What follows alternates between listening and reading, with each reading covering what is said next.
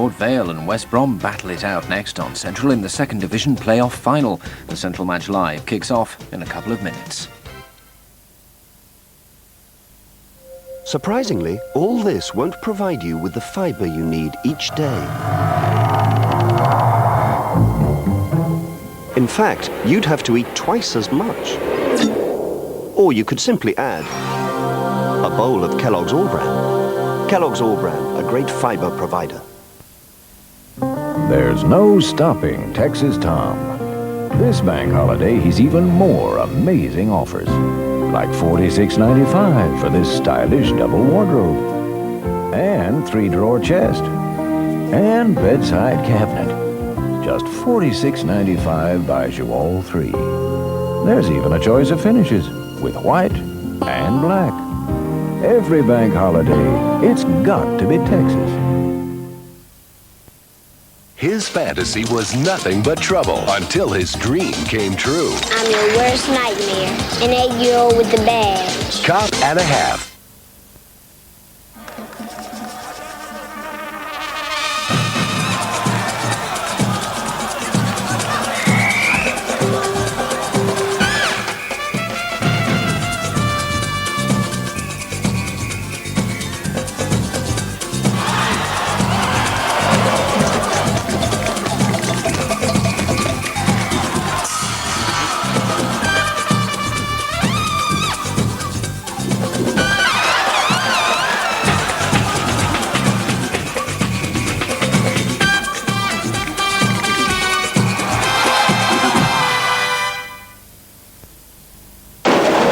Any old iron, any old iron, any old iron. It's gotta be right with hammer, right on iron, all right. New house ain't got no atmosphere. Give me something old. New movies ain't so hot. Most of them ain't got no plot. Now I won't touch a beverage that's got no heritage. Give me something old. Gators Old English Cider. The older, the better. New from Bird's Eye, Country Club Cuisine present delicious golden vegetable nuggets. A combination of sweet bird's eye peas, tender carrots and succulent corn in a crispy golden sesame coating. A change they'll really enjoy. Country Club Cuisine from Bird's Eye. Vegetables you can make a meal of. Thank you, Ambassador. Night, Jim. Thank you. Hey! Ma noi Trănescu. Ah, good man.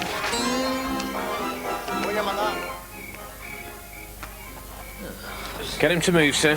I'll do it, boss.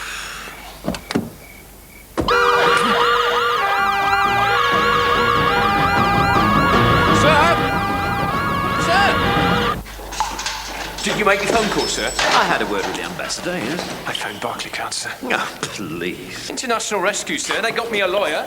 An English-speaking lawyer, sir. Well, I'm being seen personally by the Minister of Justice. Can I help you? Ooh, dry white wine, please. I'm afraid the bars are closed. Bye.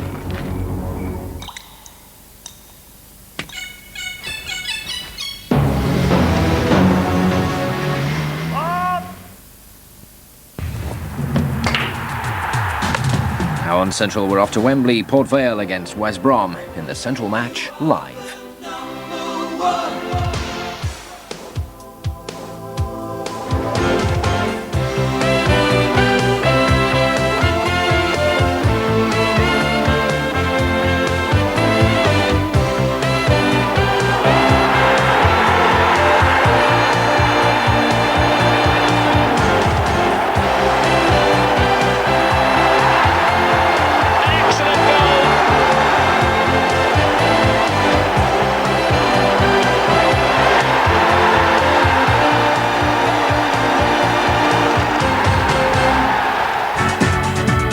Wembley, our national soccer stadium, the place that every footballer dreams of playing at.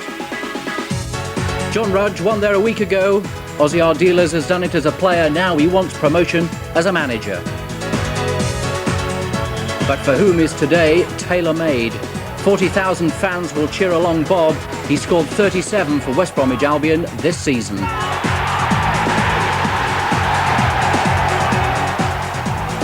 Ian was driving forklift trucks and playing local league this time last year. His stunning arrival on a big soccer stage has brought him 19 goals in all. Live from Wembley, the teams come out. It's the second division playoff, and at the end of the afternoon, either Port Vale or West Bromwich Albion will be in the first division. And there is Ozzy Ardiles leading his team out. Ahead of the Port Vale team is a young man for whom it's a very special day. We hope to catch a glimpse of him in just a moment. And he's a young 11-year-old boy called Christopher Moulton. He's got a brain tumour and he's specially been selected to be their mascot today. By the sight of things, there are going to be more West Brom fans there. Will they out-cheer them? Well, who knows, we shall see. Jimmy Greaves, welcome this afternoon. Yes. Port Vale were there a week ago and they won a cup. Is that any advantage at this stage? Yes, I think it is, Bob, because they will know what it's like. They've achieved a bit of success there within a week, and I think they're the better side, in fairness. Sounds as though you think Port Vale are the winners. Not at all. West Brom are the winners. West Brom, yes. no, I'm going for the Baggies. They've been supporting my eyes for years, Bob, and I'm going to support. But no, and they've got a better TV gantry as well, of course, and you have to think of these things when As the you get winter older. comes. That's Yes. right. But I think it's going to be a tight game. West Brom, I think, good football inside. Port Vale, strong, know what it's all about. Could be very tight, Bob. And it's quite an atmosphere, isn't it, when you get out there, Jim? What they'll love it out there today. Look at it. That's absolutely. I mean, you look at a crowd like that and say, well, it's wonderful that they can be at a game like this. We're back at Wembley after this break.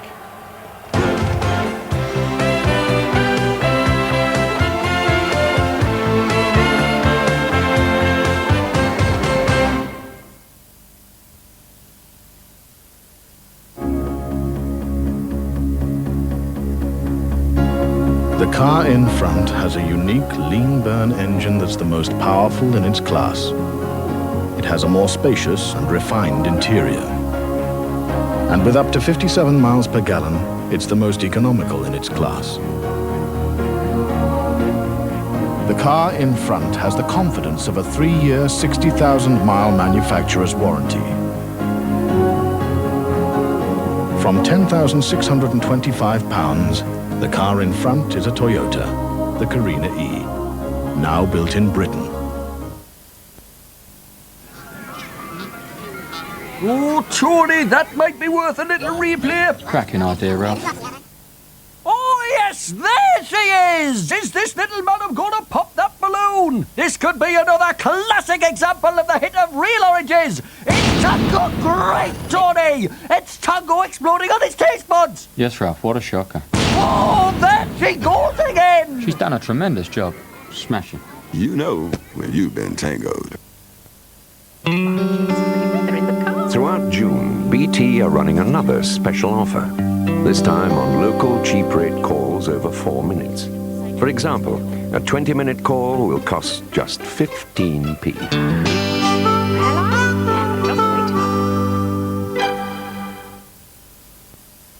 Shredded wheat. It's just basic bran fibre and a good source of carbohydrates. Shredded wheat and shredded wheat bite size.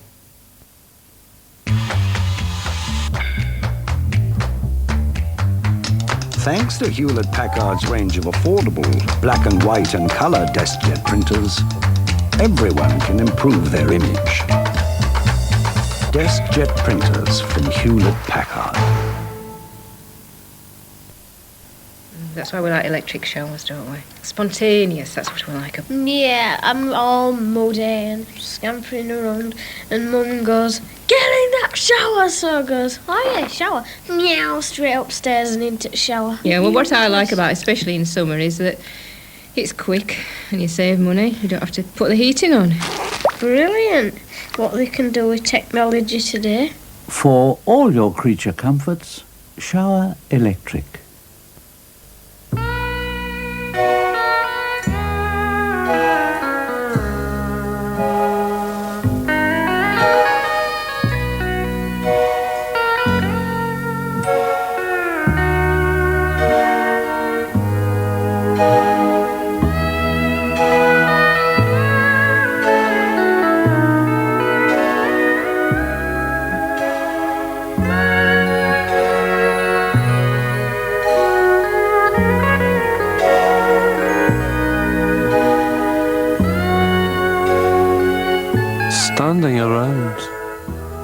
like at bus stops, and waiting to get there might spoil your enjoyment of McEwen's lager. Let's hear it for Sturdy Shoes.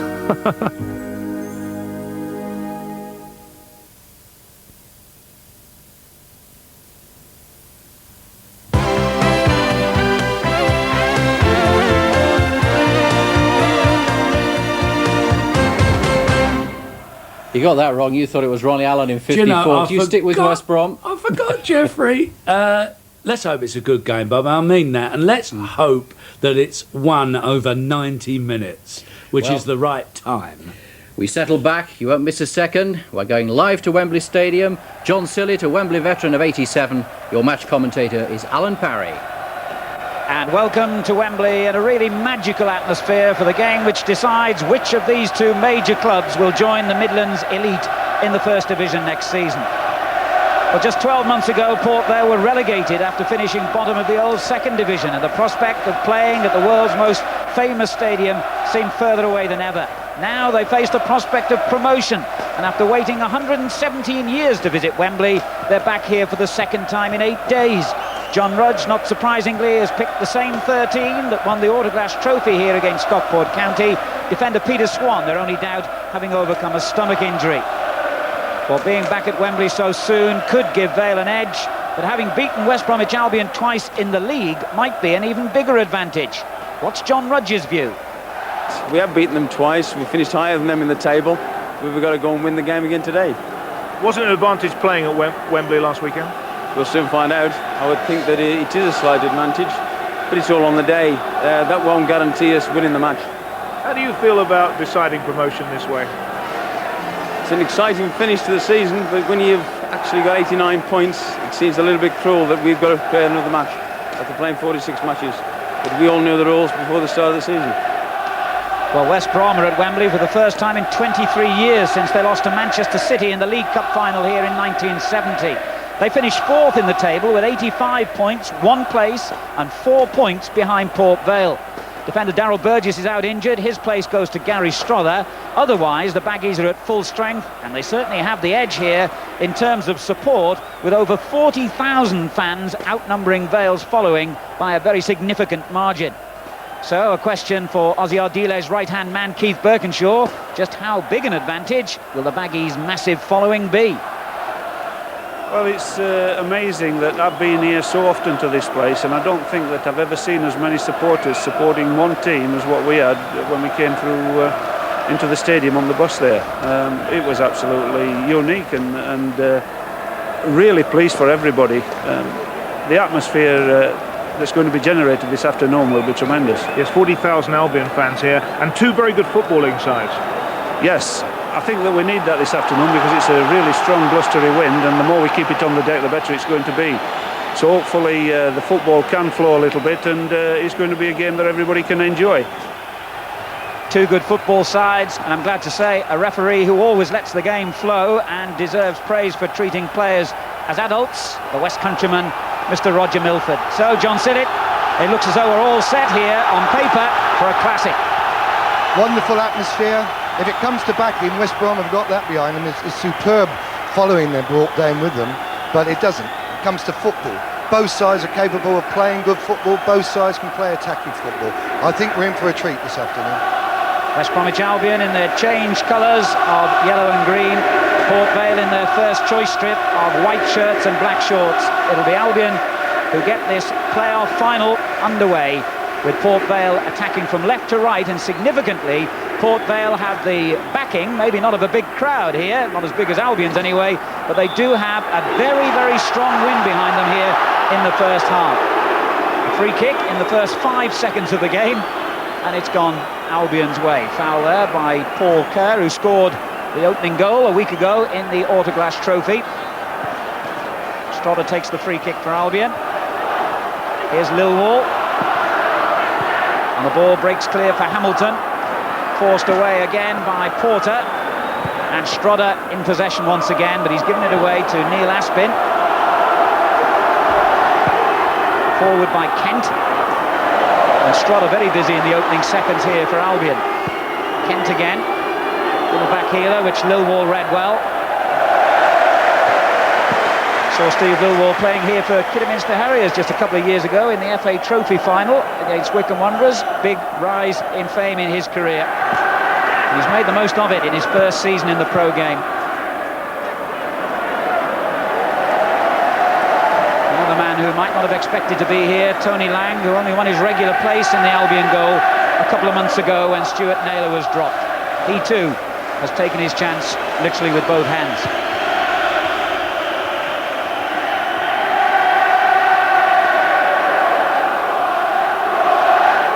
Dean Glover, the captain, is caught in possession and it comes to Taylor. And Glover atoned for his own mistake, but it could have been a costly one, John. I couldn't believe that. Taylor was looking up. He had a good first touch. His second touch, he lost control. And he should have just knocked an easy ball across the goal. And it would have been 1-0, I think, to Albion. And there's a good ball at the other end, finding Foyle in a good position. And Albion forced to concede the corner, the first of the game. So we've had end-to-end action here in the opening minutes, and let's hope that's how it'll continue. We've got two real footballing sides here in the purest sense of the word. They both like to get the ball on the ground and play. Corner kick to Port Vale. Paul Kerr will take it. Big Swan, the centre-half, has come forward, and there was a moment's hesitation there before Strodder took charge again for Albion, but it's another corner.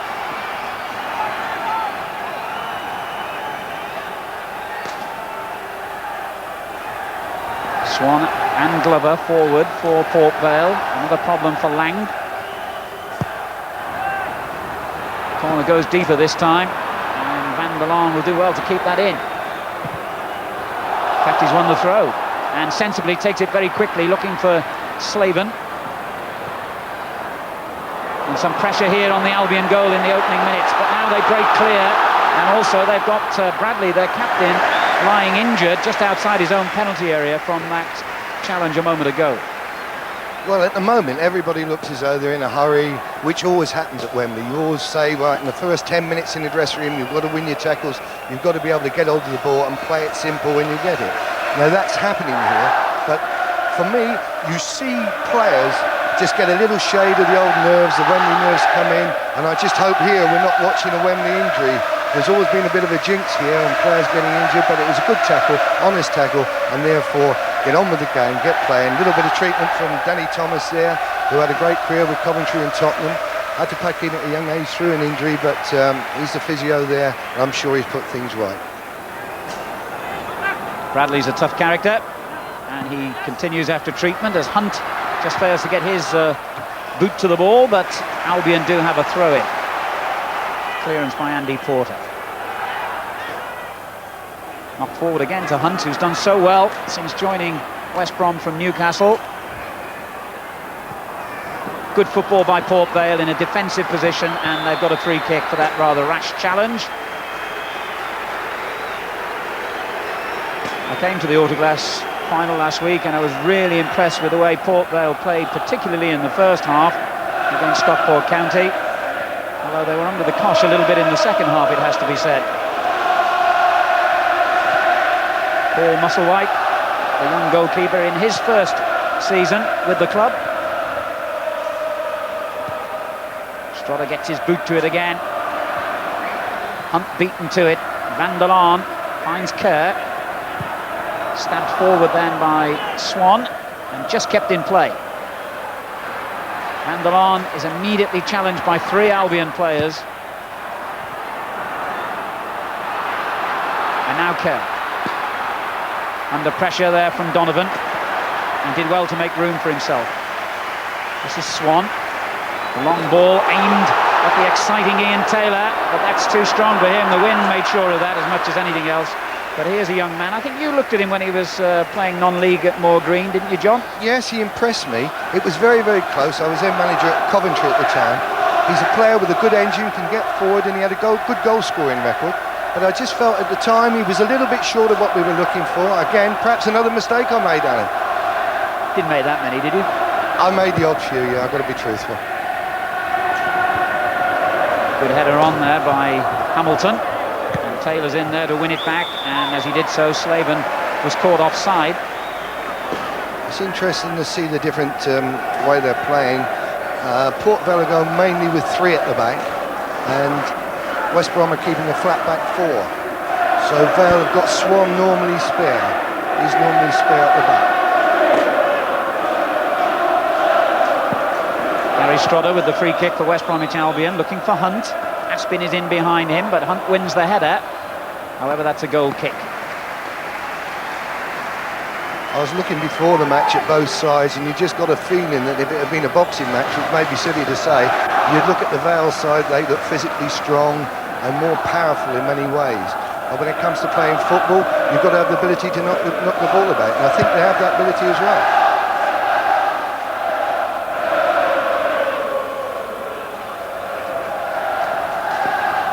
Port Vale lost only once, incidentally, in their last 10 league games to finish 3rd in the table on 89 points, just 1 point behind Bolton. It was their misfortune that Bolton had such a great spell of form right at the end of the season and eventually overtook them, when it had seemed for so long that Vale were going to follow Stoke City in one of the automatic promotion places.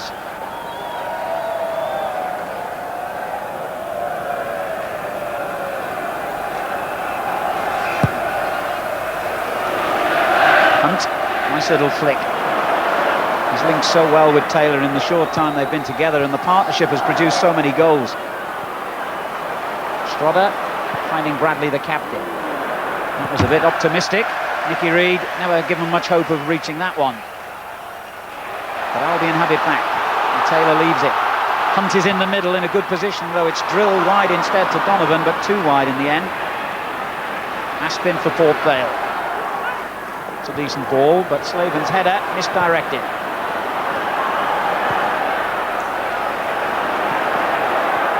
And they almost played themselves into danger there, Albion. But in fairness to them, they played themselves out of it again. Reid. Hamilton wanted it short, but he spreads it out to Lilwall. On it goes to Hunt. Miscontrol that under pressure from Aspin. And Porter did well to find Glover, the Vale captain. Oh, that was a mistake there by Raven. He was fortunate that Foyle wasn't in a position to punish him then.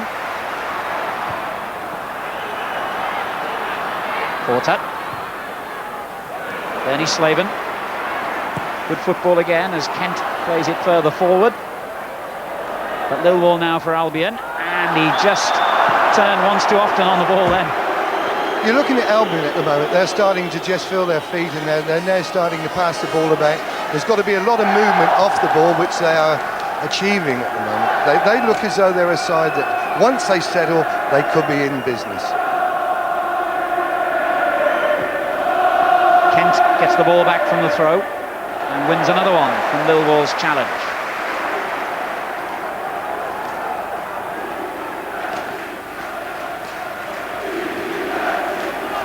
Well, Slaven took a long time making his mind up then, but he was under pressure from behind and has won the throw, which Kevin Kent will take. Taylor comes short for him, and Kent again. Invited to make a decent-looking cross. Foyle just couldn't stretch to reach that, and Milan was alongside him as well.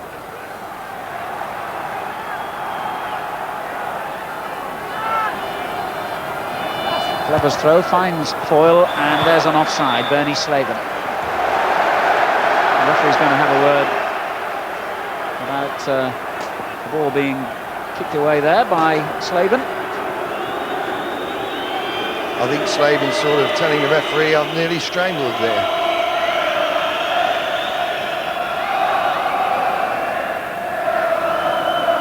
Ten minutes gone. Port Vale 0, West Bromwich Albion 0. Good work in the middle there by Kerr. Swan chips it forward to Slaven.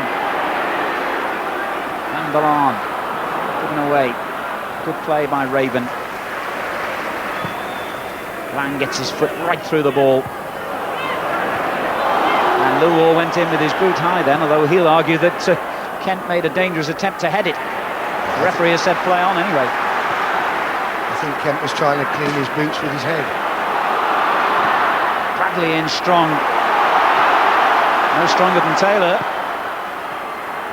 And both sides proving here that not only can they play football, they can keep it competitive if need be. You know, you have a wonderful surface to play on. There's a bit of a swirling wind going on out there and a little bit of rain, which just makes the ball zip across the top of the turf beautifully. Beautiful conditions for football, not summer conditions. Hamilton under pressure. Bradley's there to help him out.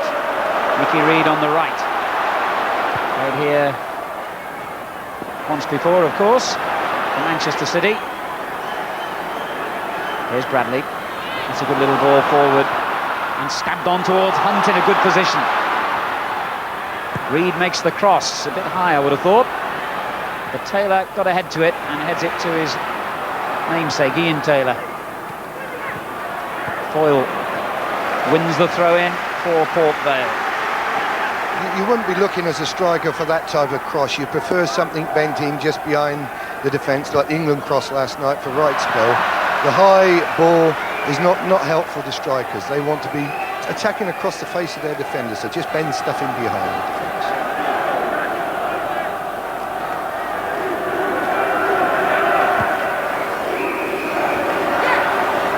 Well played, Porter. Foyle. That's a good ball on to Kerr. He's got Slaven to his left. Well, he didn't really get any sting behind the shot, Paul Kerr, who scored what proved to be winning goal in the Autoglass Trophy here 8 days ago.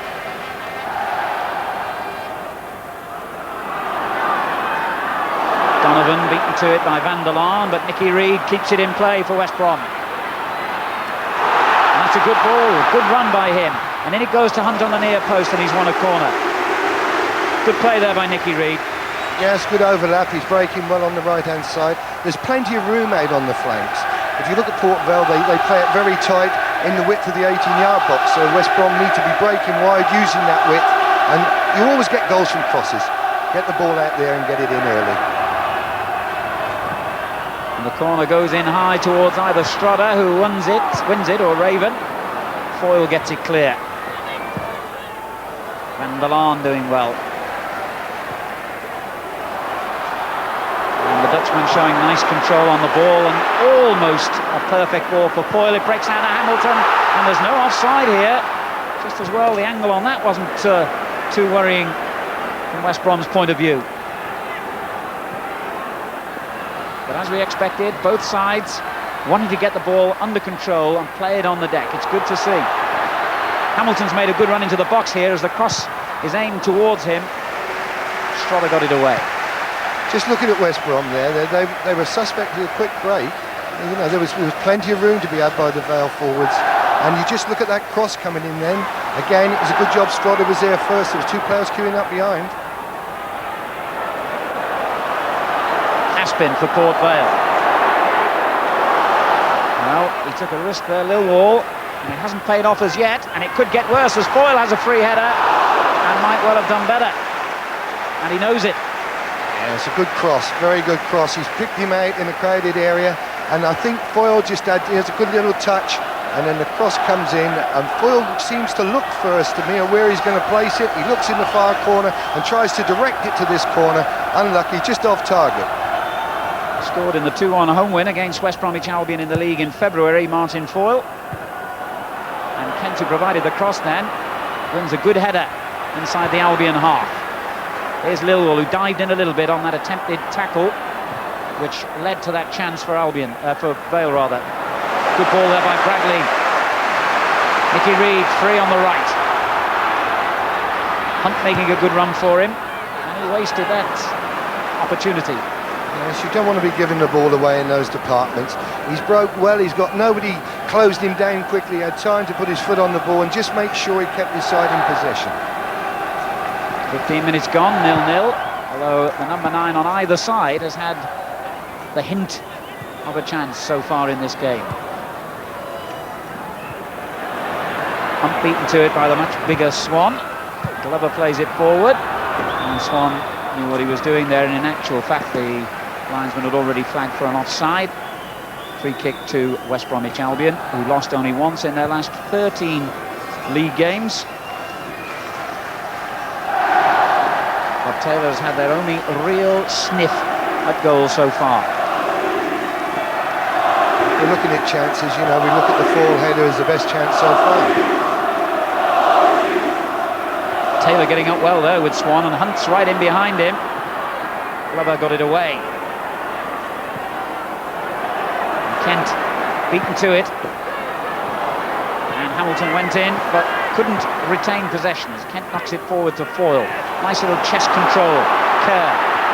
Back it goes to Foyle. Well played. Ian Taylor. Kent again making the run down the right. And the cross beaten away by Lilwall for a corner. Kevin Kent, the right back, is quickly supporting this side. He's getting forward very early and they look very comfortable together, him and Taylor, a good understanding. And West Brom just don't seem to be able to handle this at the moment. Here's where the pressure's coming for them, down this right-hand side of Port Vale. And it's Kent, the only locally born man in the Vale side, who'll take the corner himself. Taylor almost got ahead to that. It was cleared by Raven, and the shot by Van der Laan was a decent effort through the crowd of players. Slaven's kept it in. That was a bit of a risky ball, and sure enough Kevin Donovan got it away. That was a great strike by Van der Laan there. He really got his position of his body right, he got over the ball, and his technique was excellent. He really got a lot of power behind that, and it would have been on target, providing a defender hadn't got in the way.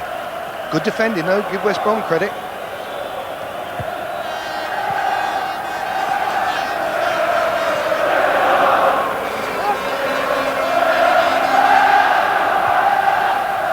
There's Van der Laan again. And he lets it run this time to Porter. Well, he struck that one very well, Porter. I'm not sure that Lang was being super confident or perhaps misjudging the way that ball dipped. He's got a smile on his face. He wouldn't have done it if it had gone in. The Port Vale boys seem to think there was a deflection there and were appealing for a corner. Here's the strike. Yeah, there was a deflection off his boot. And maybe it should have been a corner. Mind Roger Milford don't make many mistakes. I've got to go along with him. Good effort from that range by Andy Porter. He's only scored 2 goals all season. Looking at the match so far, you've got to be with Port Vale here because their midfield is starting to dominate a little. They're getting more time on the ball and they're using it. They're constructive and got the ability to beat people.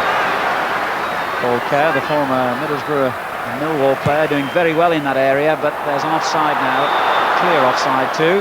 Crowd, the Vale fans thought they were in with an opening then, but Ian Taylor had certainly strayed in behind the last but one defender. 19 goals this season. As the Ardiles and Keith Birkinshaw hoping he doesn't add to that total obviously today. As Lilwall gets them moving forward with a good challenge. He finds Taylor. Hamilton. Curled in looking for Hunt, who wins it well. Knocked down to Reed. And Van der Laan makes the most of that little error there by McNally. We haven't seen too much of him in the game yet.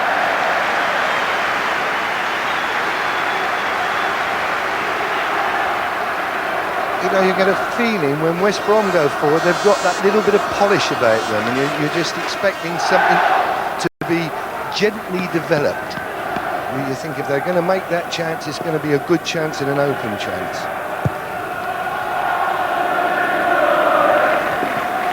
And Raven got an elbow in the face then as he won that header from Foyle, and quite rightly, although Vale will disagree with that because they were in full flow.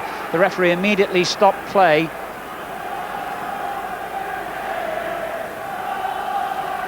I would like to think that was accidental there as Foyle went up for the ball here. That was another injury. 6 of one there and half a dozen of the other. That was the injury to Kerr. This is the one to Raven, and yes, well, given the benefit of the doubt, I think that was an accident, wasn't it? Yeah, you know, you're there and you're challenging for a ball, and he's kept his eye on the ball there, and to get the height, you need to use your elbows to lift yourself off the ground, and I just think it was an accident. I don't think he deliberately elbowed him in the face. So I'd go with you, Alan, and back you on that one. More of a slap than an elbow as well, really, wasn't it? Anyway, both the injured players, Raven and Kerr, are fit to continue. We've had 20 minutes at Wembley, and we haven't as yet had a goal. They're playing for a place in the first division next season, remember. It looks as though Kerr possibly got the worst injury of the lot. He's just limping badly at the moment. Yeah, he doesn't look too comfortable as it's played into the Albion box, and a complete spectacular clearance there by Lilwall. Taylor, Aspin, picked up by Hunt. Good ball to Taylor. Now Lilwall again. Bradley. Oh, it's nice football. Hamilton.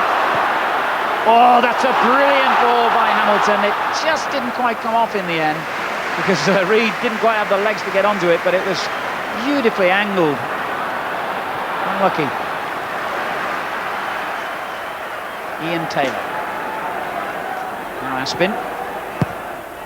And again. Knocks it long this time.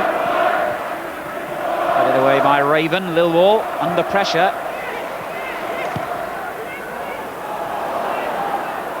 Bradley back defending. And shook off Foyle cleverly. Keeper can't handle this one, remember.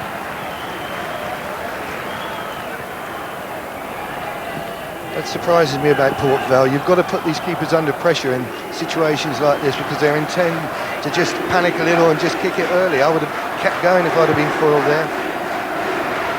The long ball to Bob Taylor, and he felt he was nudged in the back there by Neil Aspin. The referee didn't agree. Musselwhite is yet... sorry, John, I was going to say Musselwhite hasn't had a save to make yet, has he? No, but what a job Bob Taylor's done for Albion since he's been there. Magnificent by.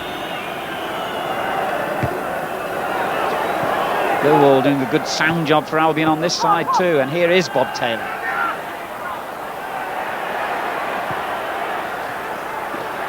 McNally brushed aside. Doesn't seem to have quite got into the pace of the game yet, Bernard McNally. Here's Slaven. Great run made by Kerr in the inside left position. Slaven had to hold it up. Support now from Van der Laan. Flipped in towards Foyle in the box. And Albion break clear with McNally. Now Reid. Dangerous ball. Taylor intercepts, but Lilwall wins it back off Kent. Taylor. Hunt is ahead of him. That's a foul by Swan. Free kick to West Brom. Just a bit too quick for him there. He turned. I don't think there was any great intent, but he knew he'd gone away from him for pace. It's big, strong lad, Swanee. But you see West Brom there, they're playing dangerous balls, crossfield balls. If they get cut out, put the midfield completely out of the game. They've got to be aware of that and look to build off the front. The free kick is a dangerous one and headed away by Glover. Now Van der Laan.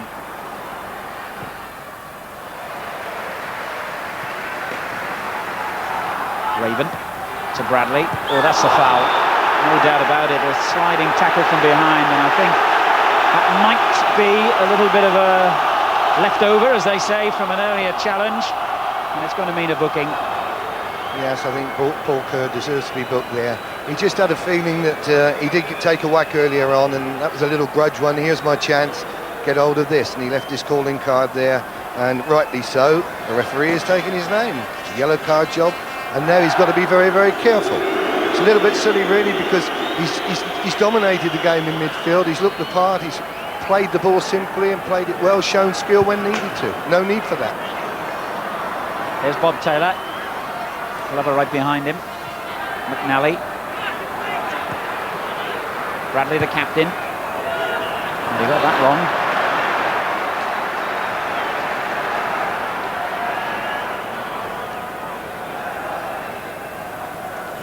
And then I'm getting the feeling here that Port Vale are well organised at the back. They're not going to be broken down very easily. They look a little better organised at the back four than possibly West Brom.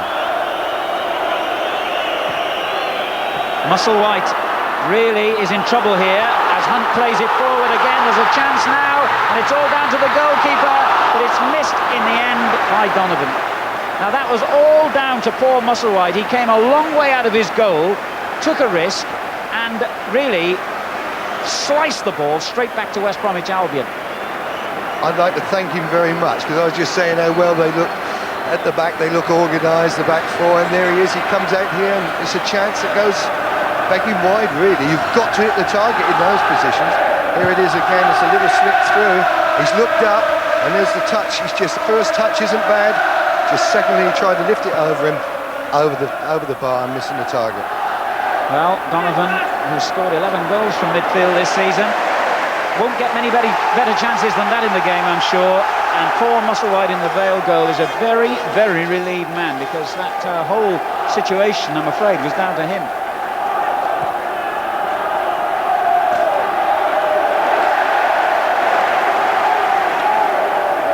Yes, he wouldn't be happy with that mistake. You know, you're trying to keep all cool, and then this is typical of goalkeepers. They love playing 8 in 5-a-sides and doing the business. Comes to the match, they just... Does the bottle go a little bit? I would doubt it. Not too happy his manager, I'll bet. Free kick, meanwhile, Port Vale have won.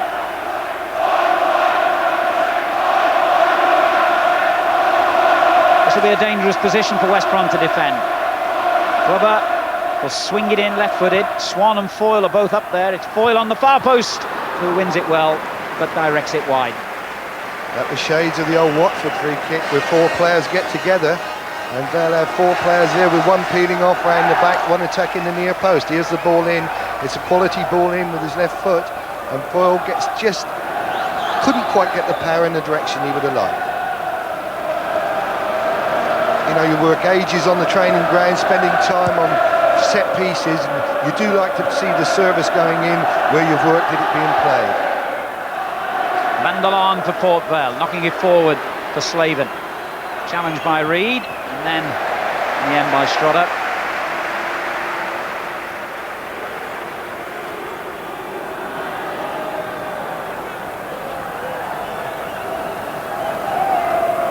Slaven was hauling back Darren Bradley then. The expression would suggest he doesn't agree, but I'm sure he was. They never do, Alan. Offside, Andy Hunt. You know, the ball does fly here. It seems to be quicker here when you pass the ball than anywhere else in the country you play. Whether it's because of the stadium and the way the wind's kept out of it, but the ball seems to fly further here and goes... You try a little weighted pass and it will always go a lot further than you expect. Albion's massive support. Wait and wonder if this is to be the day when they win promotion. The last time they did that was 17 years ago, when they went up to the old First Division, where they stayed for 10 years. And then, of course, they dropped down to the old Third Division a couple of years ago. Finished 7th there last season, the worst season in the club's history in terms of league position. Millwall is so bright to spot interception chances like that, and he's still going forward now, and he'll keep Aspin driving on all the way here. Meantime, offside in the Albion half. It's their free kick. Millwall was very quick spotting that. He was on his toes, you could see him, he was sharp and alert to what was going on in front of him, was quick to pounce on it and quick to make the break. It's just that the ball played back to him was a little overweighted. Paul Raven in possession for West Bromwich Albion, looking for Hunt in the penalty area. Breaks now to Hamilton, and on to Bradley. Raven joins the attack again. Hunt beaten to it by Swan. Good pressure though from West Bromwich Albion. 21 players inside the Vale half at the moment, but Bradley has overhit that one, and it's a goal kick. That is the type of ball I was describing. You just think you can play a little ball over the back, but it will hit the green turf and just fly.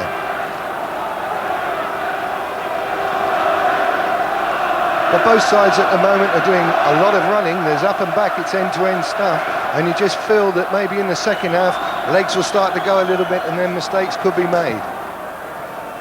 Yes, I came to see the Third Division playoff yesterday here, and it was very similar. Nally's foul, and the referee won't be too pleased with that, and I think he might be the second player to be shown the yellow card.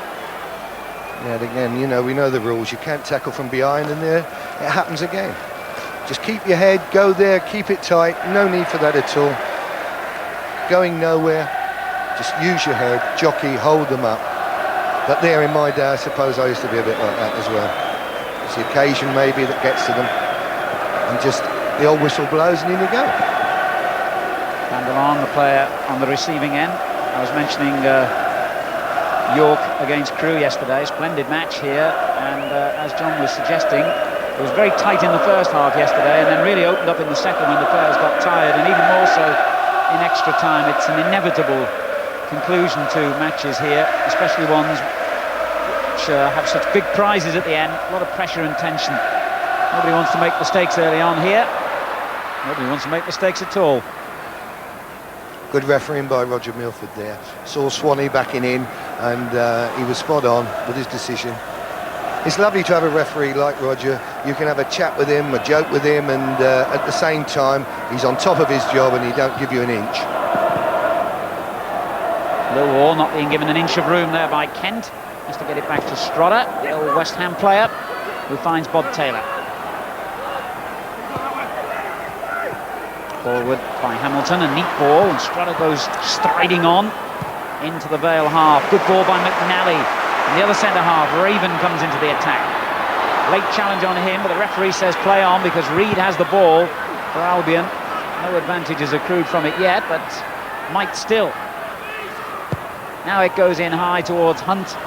Swan just got the flick to clear the danger. I just can't see these high balls really helping Albion. You know, they need to play it on the ground to feet and just be patient in their play and movement off the ball, knock the ball around. As they're doing now. Hamilton. Looking for Hunt, who slipped at the vital moment. I mentioned the partnership between him and Bob Taylor. They got 19 goals in their first 10 matches together, those two, when Andy Hunt came on deadline day from Newcastle United. Tremendous kick there by Musselwhite, but it might go out of play. Wasn't allowed to by Slaven. Reed's clearance, an excellent ball. Hunt with a lovely flick on too to Donovan, who's crashed down from behind, but again Mr. Milford says play on, and once again, ironically, there was no advantage, but there might well have been in the most bizarre fashion. Yes, you better have a look at your studs. Poor Musselwhite could have produced there the freakest goal ever at Wembley. Yes, the ball played here, and he comes out and then he gets on his heels. He seems to stop on his heels, there he goes, and slips up and whoops. Reminds me of Steve Ogrizovic and Trevor Peake. Kent at the other end, beaten to it by Lilwall. Kerr, good ball for Slaven. He's offside though. Well, there's one thing sure, if that little fella Slaven there gets a chance, I promise you now, it will be sniffed. He is a great finisher. I've got a lot of admiration for him. He works hard, he chases lost causes at times for you, but when he gets that chance, my God, he's usually on target, lethal. Ironically, could have gone to West Bromwich Albion as well when Middlesbrough released him earlier in the season, but chose Port Vale. I wonder if that decision will pay off at the end of the day here. Kent under pressure here from Lilwall, who's a terrier, doesn't let anybody settle on the ball. Free kick has gone West Brom's way there. Foul by Slaven, who's getting increasingly frustrated with some of the decisions, and he doesn't want to let that get on top of him and lose his concentration.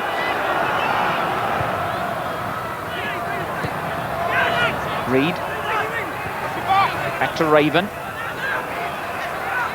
Port Vale defending very well, extremely well organised when they're under pressure. They're very terrier-like, Port Vale. They get close, they get their tackles in. Very workmanlike side. Impressive. They don't give you time to play. As Hunt found to his cost then, but Donovan has the ball from the throw-in, which resulted, and it was just a bit too deep there. And Albion proved that they too can be terrier-like when the opposition have the ball.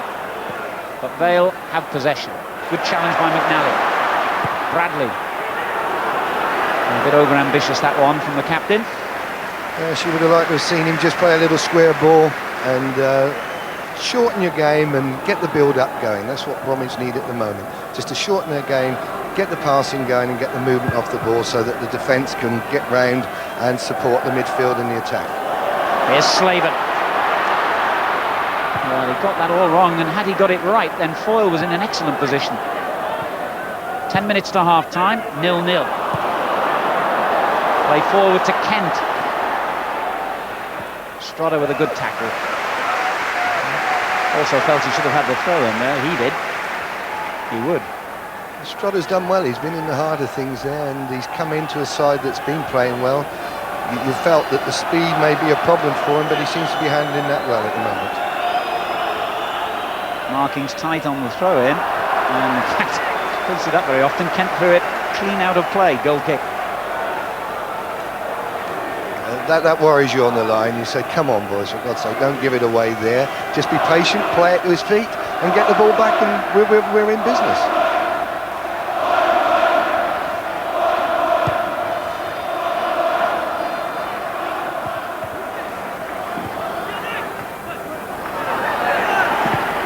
Turned forward by McNally for Taylor.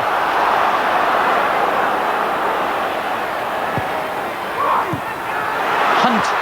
Good challenge in the end by Glover, who made the initial error, didn't control the ball properly, which is why Hunt was able to have a strike on target then. No, you wouldn't be happy with Glover there. You'd say, just get the ball away. Don't try and bring it down in your box.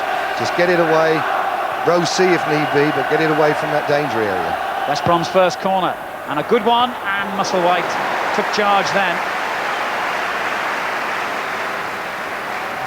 Musselwhite was very positive there. He left his line, he made up his mind, took it at the highest point. Good goalkeeping there. Makes up for that mistake he made earlier. Van der Laan for Port Vale. Fortunate to get that back. Aspin.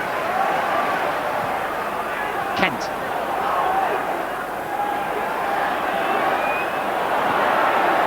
Sets it up for Van der Laan, who can hit the ball if he gets an opening. But none presents itself. Here's Kerr now for Vale. Committed a lot of players forward here, Port Vale. And it came to nothing. Nicky Reid done exceptionally well there when Van der Laan had a chance. He just closed his right foot. He stood on his right foot and said, well, go on, if you're going to have your shot, you've got to take it on your weak foot, your left foot. That's good thinking, that's good play. Put them on their weakness and they have a problem. It's been a tight match, this. There's not been much to choose between the sides, and therefore no surprise that we've had no goals yet, and not too many goal-scoring chances either.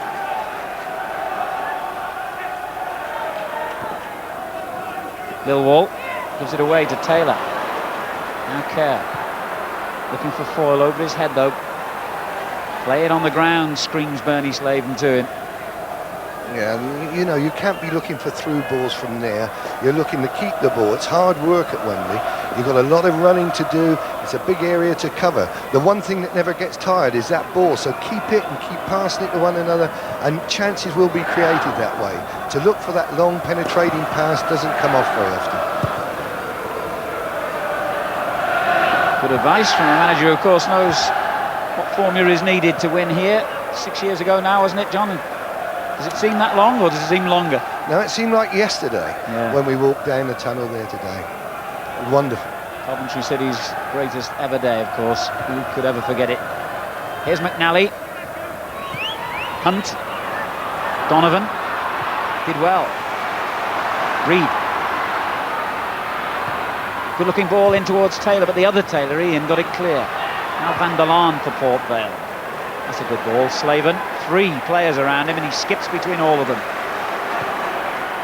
And finds Foyle with a lovely ball. Good challenge, but still they have possession here. Not any longer, they don't. That was a bit wasteful from Van der Laan.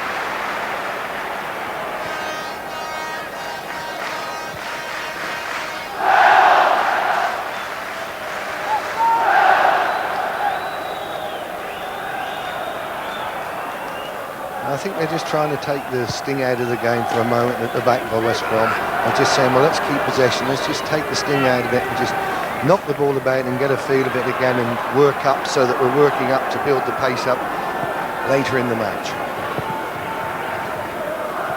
Good little flick on there by Slaven, but Kerr unable to control it. Now Darren Bradley for West Brom. Reid's galloping forward down that right-hand side at every opportunity.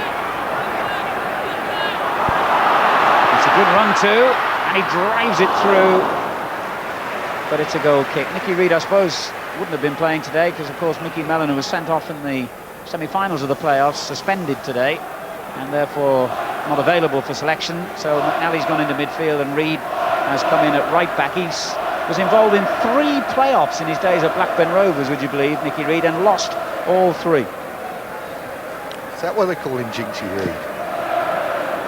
I hope it won't be for him today.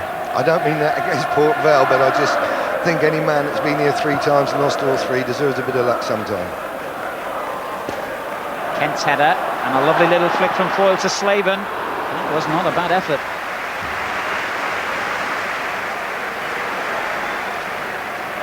You know, we're getting near half-time now, and both managers will be thinking, here's the chance coming in here. I said he'd keep it on target, didn't I? Proved me right again. Just sliced it wide. But at the same time, it was a good strike. Just got to hit the target there. But you'd be thinking as manager, you were saying now, what am I going to say to my players at half-time? I'd be looking, if I was West Brom, if I was Aussie, I'd be trying to say, right, Nicky Reid's the man today who could get forward, and it's caused problems. Every time he's gone forward, he's looked a threat and a danger.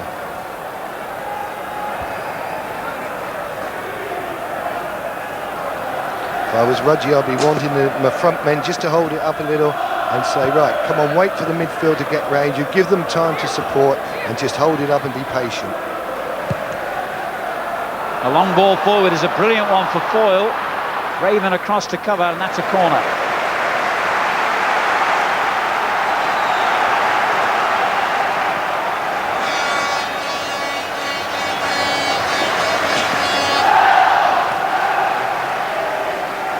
We've only got 3 minutes of the first half remaining.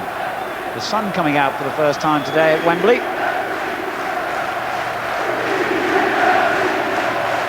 And we hear the Port Vale fans really getting behind their side now.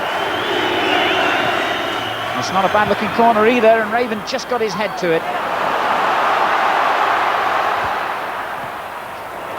That's a good ball forward, that was, and how embarrassing for poor Kevin Donovan. Spin. And then Donovan tried to take it off him and almost made up for his earlier embarrassment. Peter Swan looks a powerful defender, you know, he's got good legs, good in the air, attacks the ball. He's one of those you say when you get out on the pitch, you look at him and think, God, am I going to have an easy game against you today? I wouldn't think so. Bradley for West Brom. Good ball. Hamilton. Well played. Squad. Just gave Aspin the chance to get in ahead of Andy Hunt. The last 10 minutes, Bradley's looked as though he's going to really come out second half and do the business for me. He's knocking good balls about, he looks composed now, and he looks as though he's settled into the job, and he's ready now to produce the goods. Well, I never expected there to be much between these two sides before the game, and so it has proved here in the first half. A very close contest this, with just about a minute and a half remaining to the interval. 0-0. Swan gets in ahead of Taylor, and then the other Taylor, Ian, finds Kerr. Van Balan making a run forward, but being blocked by McNally. Slaven, that's a glorious layoff. Lovely ball. The long ball back towards Slaven, and it breaks here to Porter, and he almost had too much time. And Slaven and Foyle couldn't reach the loose ball, and West Brom break clear. Strange moment that was. Reid again powering forward on the right and gets it. And then he goes towards Donovan. Well, it was a very spectacular effort by Kevin Donovan, but wide. Well, at one end it looked as though the world stood still. I couldn't believe Porter. It looked as though he'd just grown roots at one end, and then you get to the other end where you get a great cross in, and it's a very good effort by Donovan. It's a good cross there, and it comes, and he gets it on the volley. Very spectacular effort. If that had flown in, that would have been some goal. Here's Bob Taylor, doing well, really strong in the challenge then, Taylor. Just a bit sloppy with the ball, though, to Hunt, although that's underplaying the part that Swan had in it, in reading it. Just have to concede the throw. I felt Hunt could have helped him more there. He didn't really show himself. You've got to show your partner where you're going to be, and he just sat in a little bit and was a little bit really out of reach. We're into stoppage time here as it comes in towards Hamilton, who couldn't quite get up high enough to make the header. And Kent breaks clear for Port Vale. Aspin. Kerr. This is Porter. Van der Laan. Good run forward by Slaven, who's drifted out to the left wing and gets possession now. Porter again. Kerr. Aspin. Took it too far, showed it to the defender, and Bradley took it off him. Now he's got to race back as well. McNally under pressure here, and Reid so often the outlet for Albion players when they are under pressure. And this is typical West Brom football, and knocking it about sweetly and calmly, the way Ozzy Ardiles preaches on the training ground every day. Then Strotter varies it with a long ball forward for Hunt, who did well and has got round Glover. And Reid's there again. What an outstanding match he's having. In it goes to Donovan, who flicked it on, and just a little bit more on that, and Musselwhite might have been in trouble.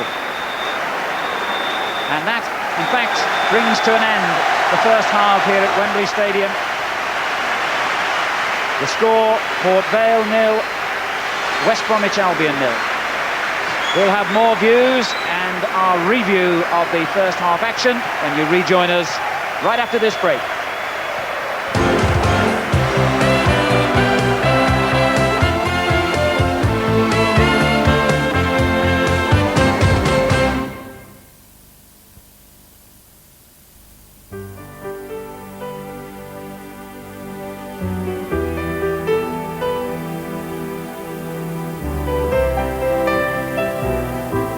Rover dealers, we don't believe our job ends with the sale of a car.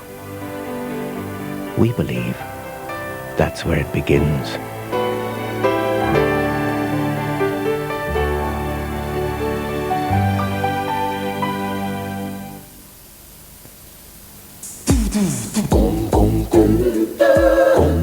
Don't worry about a thing.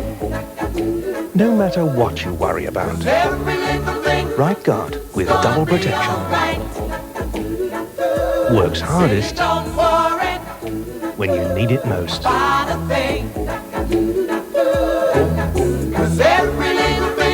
Right Guard, it works hardest when you need it most.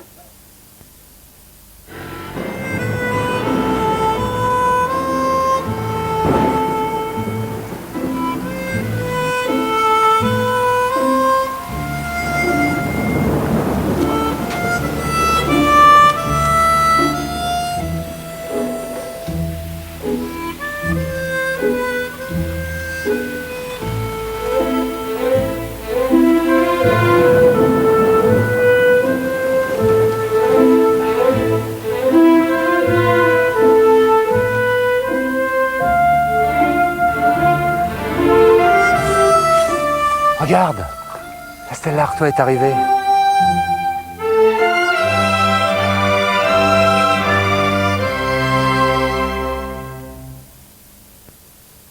To add light and warmth the easy way, use new Crown Cream's emulsion. Make your home your own with Crown.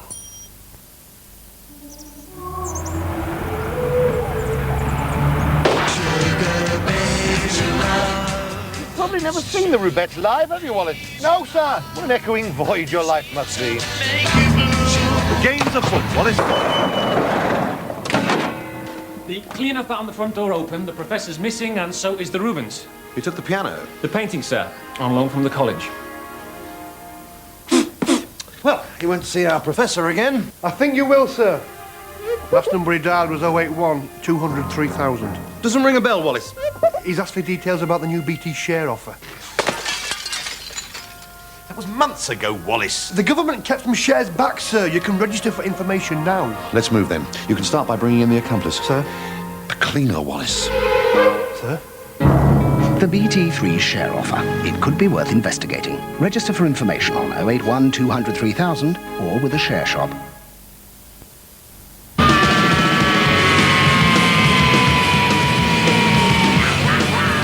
Done that, did that, been there, tried that. Done it. Did it. Done it. Doing it tomorrow. Whoa! Never did it. New Pepsi Max. Maximum cola taste and no sugar. Did it. Done it. Liked it. Loved it. Live life to the max. New Pepsi Max.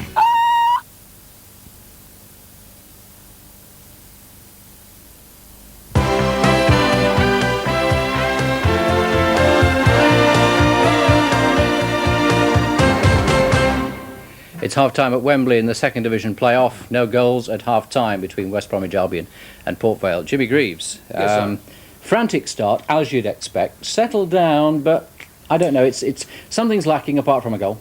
I think what's lacking is someone's ability to put their foot on the ball and have a look around. They've got more time out there than they realise, and I think because they're playing so frenetically that things are not going for them. Vale are the better side. There's no question. Few chances. About that. There's not been many chances. This was one of them, and as I say, I think Port Vale over the first half have played the better football, and this is a good cross whipped in here by Kerr. And I don't know, maybe Foyle, who to me has looked the most dangerous forward on the field, could have done better with that, we have to say that. But nevertheless, that was one of the chances that Port Vale had, and yet the Baggies have had the better chances, and they have. I mean, here they should have scored. There's no question about this. Donovan gets through, and really he's got a one-on-one situation with the goalkeeper. He really does only have to put it either side of him or lift it over him. Lift it over him he does, but he lifts it wide. And that really was a painful miss. And had that goal been converted, you would have said, well, maybe that West Bromwich Albion would have settled down a bit more than they have. Somebody has got to score a goal, and whoever scores a goal, I think it's going to calm it all down and make it easier for them. Because you said earlier, didn't you, that you think one goal could well do this? We did say it would be very close, Bob. I'm beginning to think one goal will do it now, yes, definitely. And hopefully not into extra time and penalties and things? I hope not, no. Let's keep it to 90 minutes, lads. Yeah. That would be nice, wouldn't it, Bob? Well, they went to extra time, they went to penalties yesterday, and sadly Crewe will be playing in the third division next season because they didn't manage to beat York City. John Helm is the commentator on the highlights. McMillan onside. Barnes, good play from him. Tricky again, left foot through. Chance, goal! York in front! And unbelievably, York City take the lead here in extra time. Crewe, a corner kick for them. It's beyond levels. Is that handball? It is! And in the last minute of extra time, Crewe have the opportunity to force a penalty shootout. Dave McKierney is the man charged with the responsibility.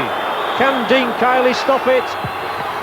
No, it's a goal for McKierney, and the match is surely going to go to a penalty shootout now. And what a pressure point now for a young man in his first season of league football, Gareth Whalley. Whalley versus Kiley. He saved it! It's the first miss. Now, it's Wayne Hall. He's got one goal all season. He's won them promotion! It's one of the greatest days in the history of York City. They'll play in Division 2 next season. Their manager, of course, Alan Little, will brother Brian join him in promotion tomorrow? We shall see. To see how they get on at Wembley in the second half, join us after the break.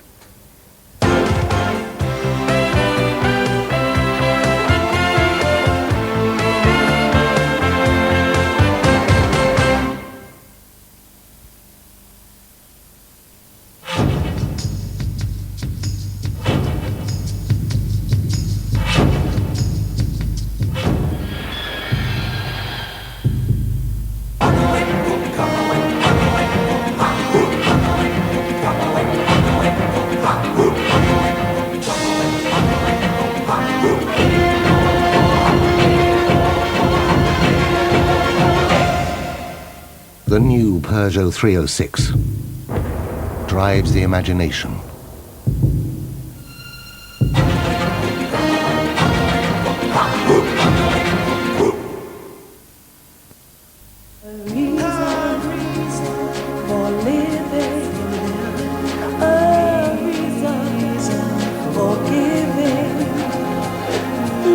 listen to the sound of nature's joy.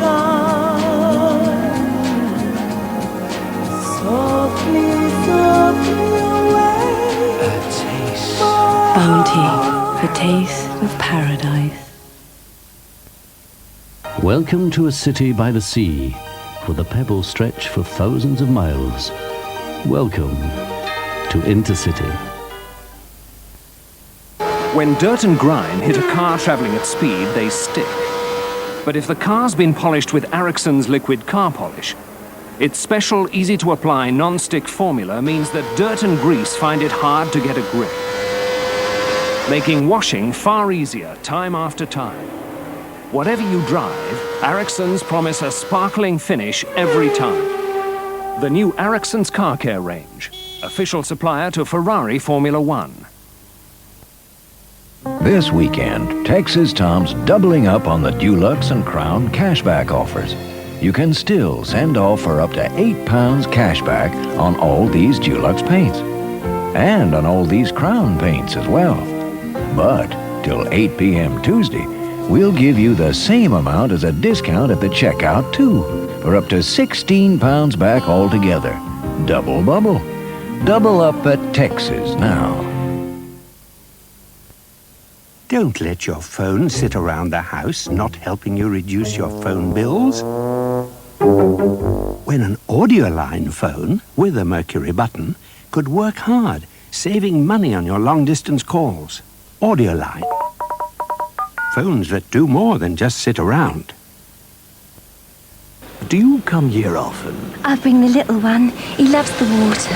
He does seem full of life. Well, that's thanks to his Energizer batteries. Energizer? They last so much longer than ordinary SP batteries. Do they really? And what's more, Energizer doesn't have any harmful mercury added. Oh, so you're an environmentalist? I'm not. I'm a respectable married woman. Yeah.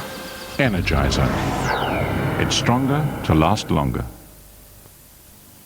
Don't miss A&E Aquatics 2-week summer madness. Save 50% off selected pond pumps. UV lights from only £39.95 at A&E Aquatics. Pond liners from only 18 pence per square foot. And save 20% off all cold water, tropical and marine fish. And save 10% off all cabinets and tanks at A&E Aquatics. Rounds Green Road, Albury.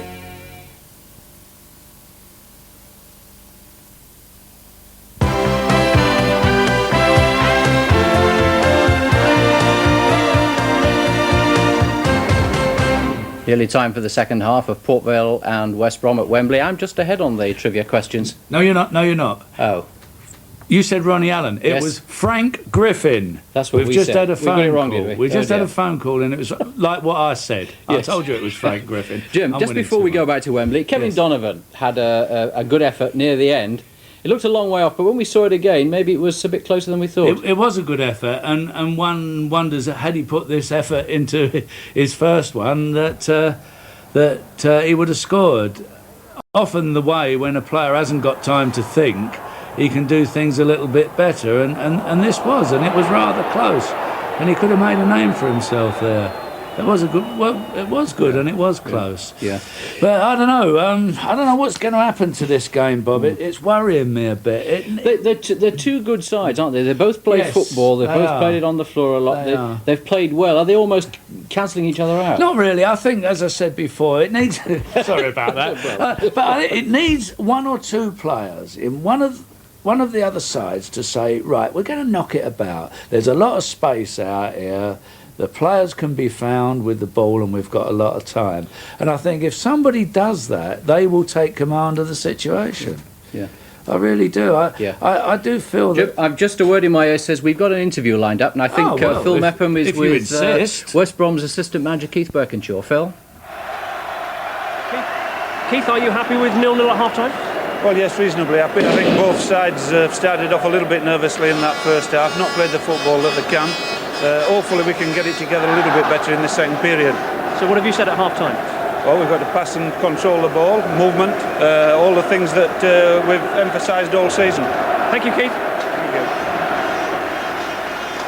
The views of Keith Birkinshaw, the assistant manager to Ozzy Ardiles, the old Tottenham combination which did so well in their days together at White Hart Lane.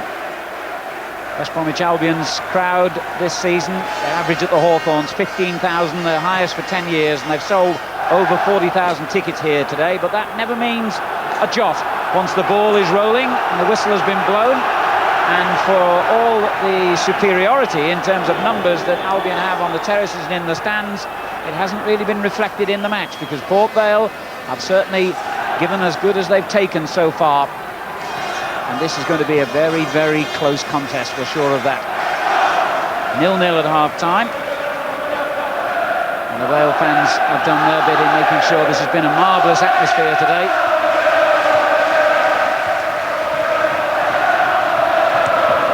Kerr with a good challenge in midfield. The referee apparently didn't see it that way, because he's given West Brom the free kick. Port Vale, rather, the other way around. They'll push 4 forward here, Port Vale, into a little group on the edge of the penalty area. They'll all spin away when the kick finally comes in, which it did, and Swan is the one who wins the header, and that wasn't too far wide. A well-practiced, well-rehearsed free-kick routine. All set pieces are geared to the service in, and this is excellent service in. There's Swanee just getting it over the top. He's gone in, he's let his defender in, but he just needs to keep his header on target. Well-rehearsed, as you said, and a good effort. Pretty unusual for West Bromwich Albion to find themselves with a 0-0 half-time scoreline, by the way. Only Newcastle United score more goals than them in the season just finished in the whole of the Football League. West Brom got 88 goals in their 46 league games and conceded over 50. So I don't think we can expect it to remain at 0-0 somehow. Here's Bradley for West Bromwich Albion, and that's a glorious ball. McNally.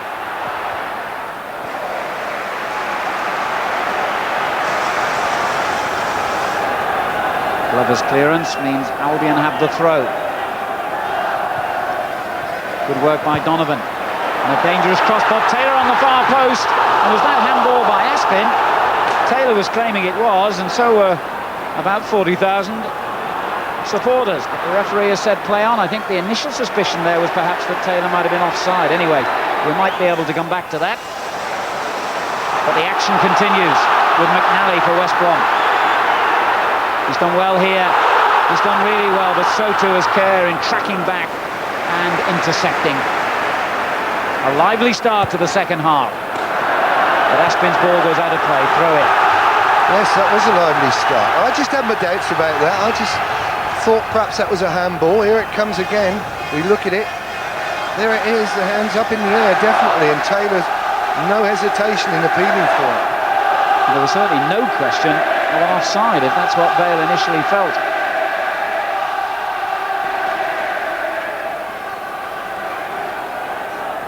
Glover with a long ball looking for Foyle, and now there is an offside at the other end.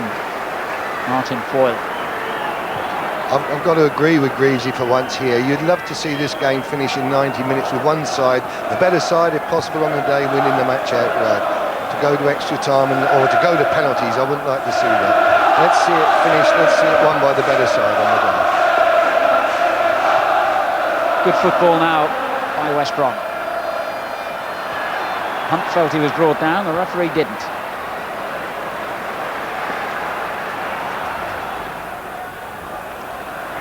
Paul Raven will leave it to his captain, Darren Bradley. Hits it long again, looking for Hunt. Aspin is there to head it clear, though. Turned on by Kent. Foyle beaten to it by Strodder. Good ball by Porter to Van der Laan. Neat football again from Port Vale. Both sides have played such admirable quality football today.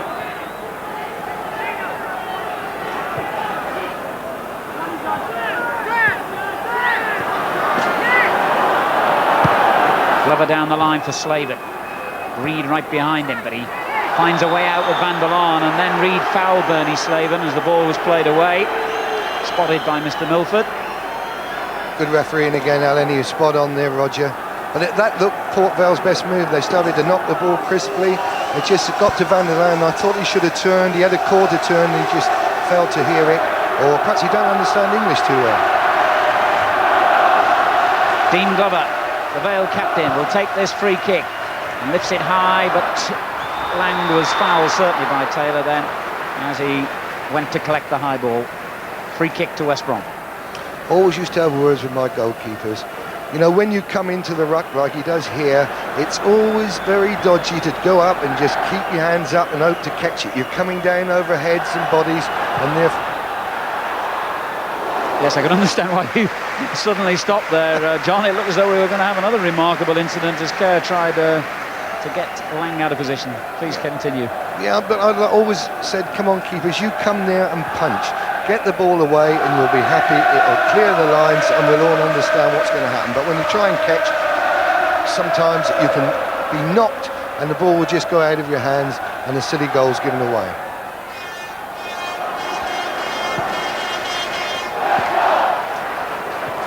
Taylor. And he did well to win it there off Porter and slides it through to Donovan, who's onside. He holds his head in anguish, knowing that for the second time in this game he has missed a golden opportunity. Although let's give credit to poor Musselwhite for closing the space down quickly, but really Donovan knows better than anyone in this ground that should have been the first goal. Slaven meantime for Port Vale gets forward well and is then dispossessed by Nicky Reed, but you have to feel that Albion should be ahead at this stage. Yes, that was a wonderful chance. I had a hint of offside there when I saw it coming up. Here he goes into it now, and I just felt he was offside possibly, but he's there, he's in, the Lions was letting him go. It's just a weak finish. Greavesy wouldn't have missed that. I was thinking exactly the same thing, mind you. Greavesy is better than quite a few in his day and since. The best. Albion pick up the pace again. Bradley. Donovan beaten to it this time by Aspin. We've just been given the official attendance, incidentally, at Wembley. 53,471. A marvellous crowd and a marvellous atmosphere as the goalkeeper again miskicks his attempted clearance.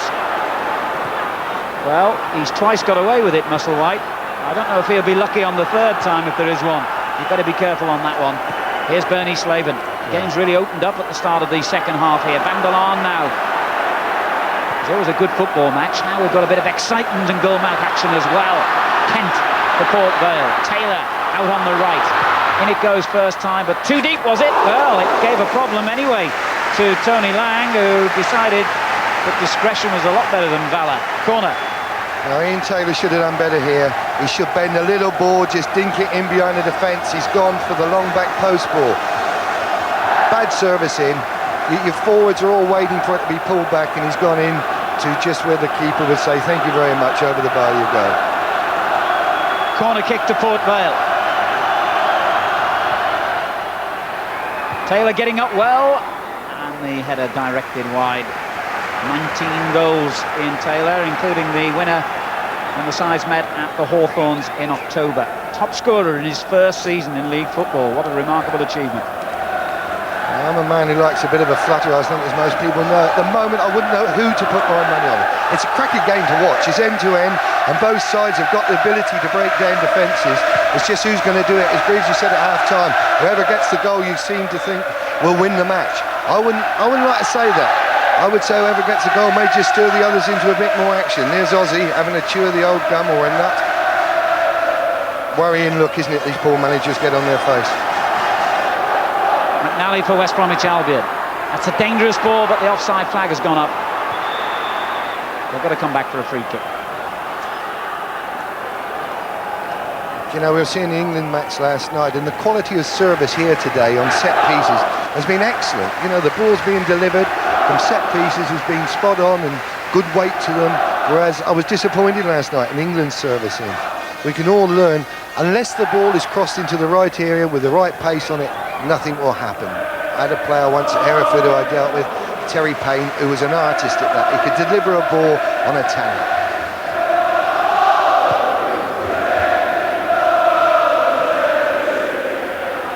Taylor. A little header down by Kent. Aspin plays it on.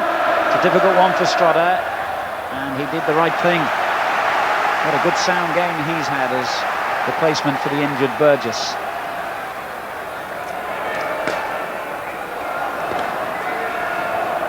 Taylor again for Port Vale. The ball was a little bit tight there on that far touchline, but Vale do have another throw. Millwall's tackle. Darren Bradley contemptuously wins it back and finds Hunt with a splendid ball. But Vale close Albion players down quickly again. Not much room out there at the moment. Gee, what a strange incident that was, like a pinball for a moment there.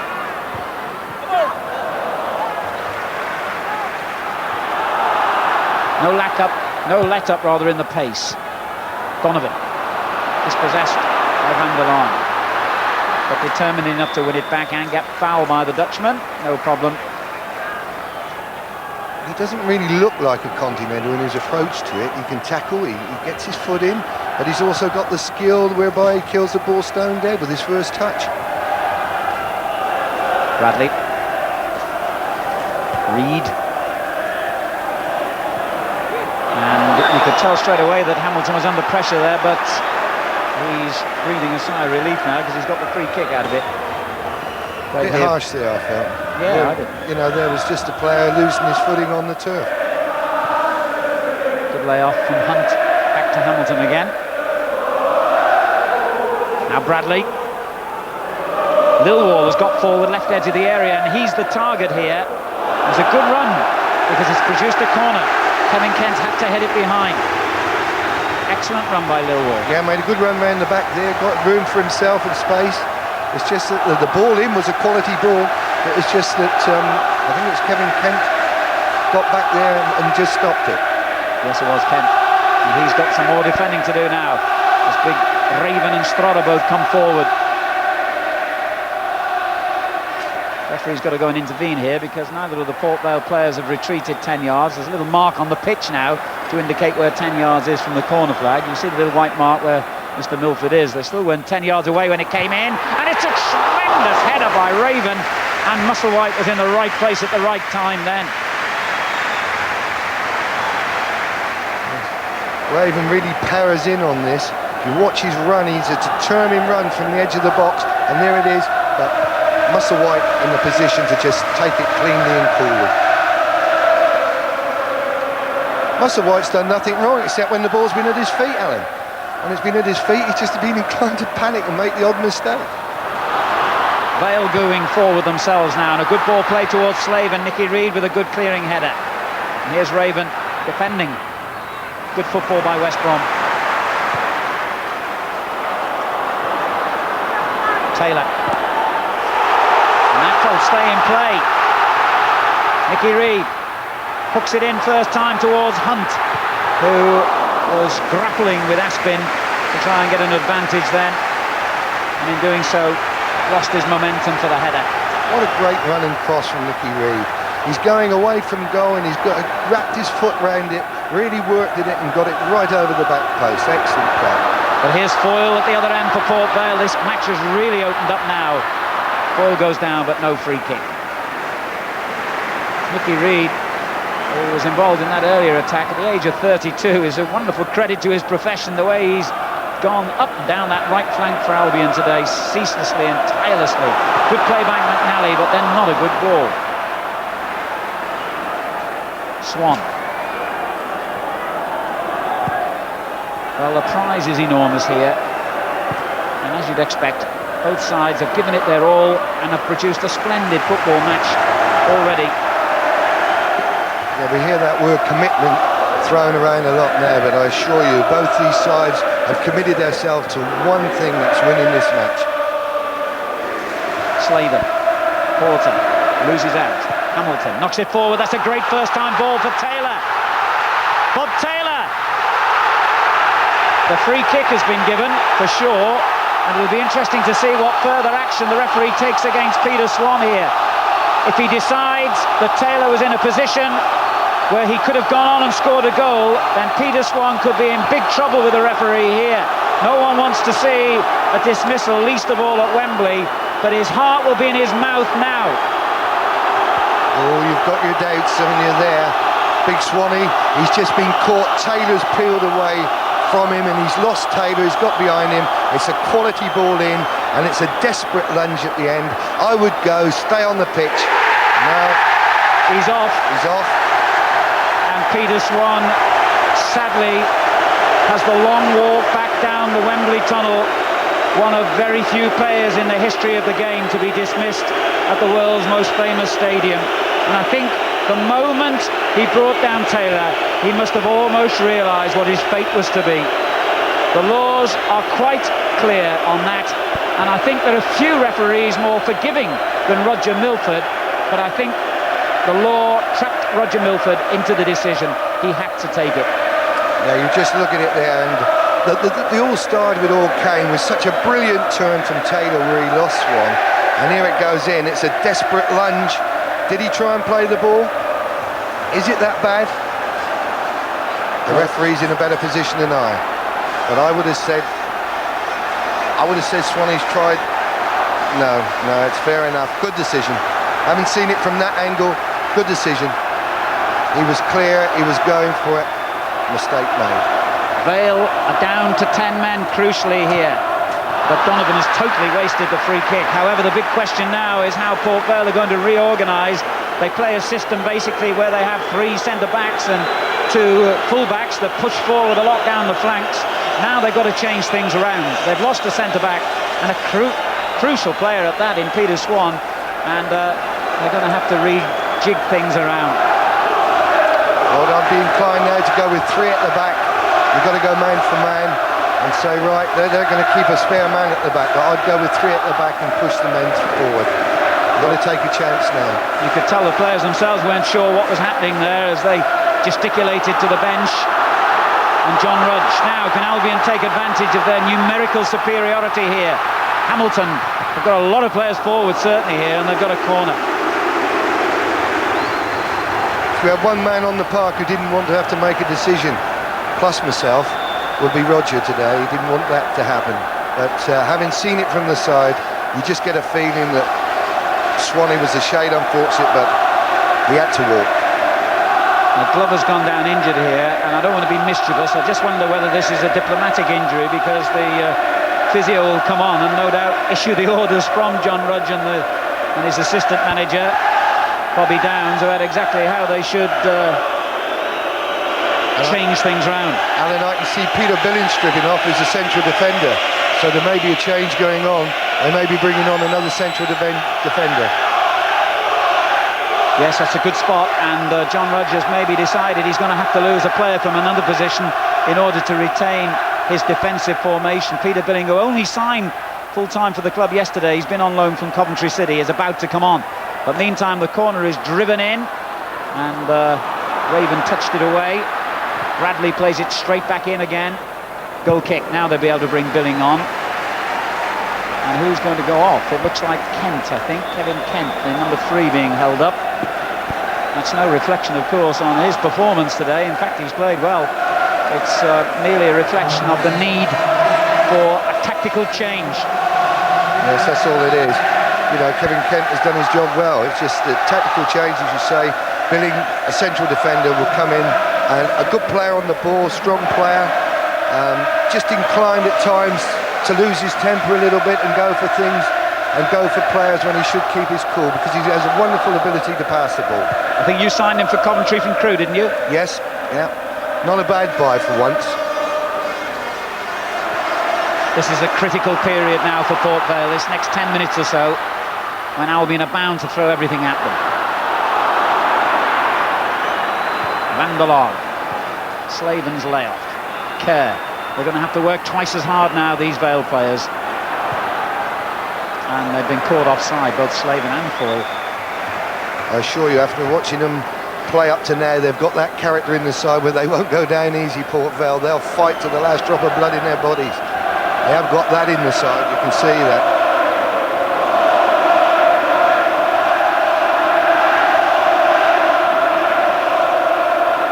Raven to Taylor. Raven again. Looking for Hunt this time. Billing gets his first touch of the ball, headed away to Van der Laan. Now Nicky Reed. Obstruction by Van der Laan, indirect free kick to West Brom. Incidentally, one other reflection on that sending off incident. I think Bob Taylor is as honest a player as you will find, and I don't think there's any hint whatsoever that he went down in that tackle, other than because he simply had to, because of the way he was brought down. Completely blameless, Bob Taylor. McNally swings the kick in, and it's a dangerous one, and Van der Laan was lucky it dropped to his feet then. Raven still forward, and that's a dangerous little half-half ball, but Bradley just gets there. Now Lilwall. 20 minutes gone in the second half. Port Vale 0, West Bromwich Albion 0, but Port Vale reduced to 10 men by the sending off of their central defender, Peter Swan, for what they call a professional foul. Here's Bob Taylor, the man who was fouled. Now Hunt, driven in dangerously again. Billing hooked it away for a corner. Very difficult ball to deal with that for Peter Billing. He's just come on the park and there's a ball slung in right at the near post and he's got to watch it onto his foot, and he played the safety game. Get away behind for a corner. Taken quickly by Albion. And it's off the post and off the line from Strotter's header. Taylor. Chipped in again by Reed. And it's in this time, yes! It's Andy Hunt.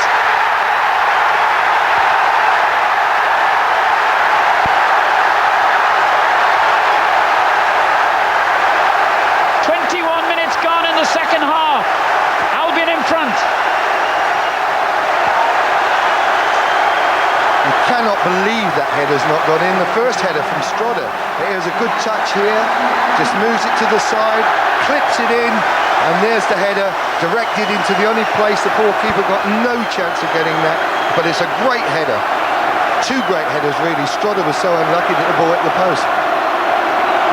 Andy Taylor's 11th goal of the season for West Bromwich Albion is their most crucial of the whole season. It's their 89th in this long campaign, if you include this as a league fixture, which of course, strictly speaking, it is. And after 9 long months of toiling for promotion, it's nudged them a significant step closer to their target. Port Vale 0, West Bromwich Albion 1. Andy Hunt the scorer. Here's Foyle for West Brom. Strotter takes it off him, and Strotter, of course, playing such an important part in the build-up to Hunt's goal with that splendid header which rattled against the post. That's 11 in 14 games now for Hunt since he signed from Newcastle United. What an inspired signing he's proved to be.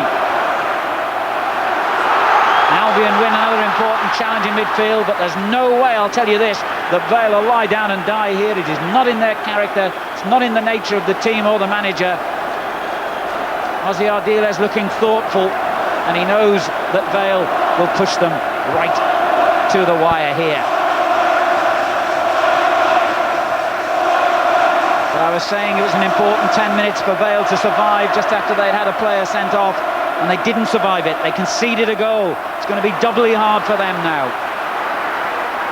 Well played, Billing. Glover. Headed away by Raven, who was fouled by Porter. Now it's important that West Brom just keep their cool, keep the ball moving, don't be silly there, because they've got that all-important goal. But there, for Vale, I would say, come on, keep battling away. You never know in this game. You're down to 10 men, but I've seen 10 men come back many a times and get the result that they've been looking for. Game's not over by a long chalk. A long way to go yet in this match. Bob Taylor winning a header just ahead of Hunt, the goal scorer, who still strives to get there ahead of goalkeeper Musselwhite.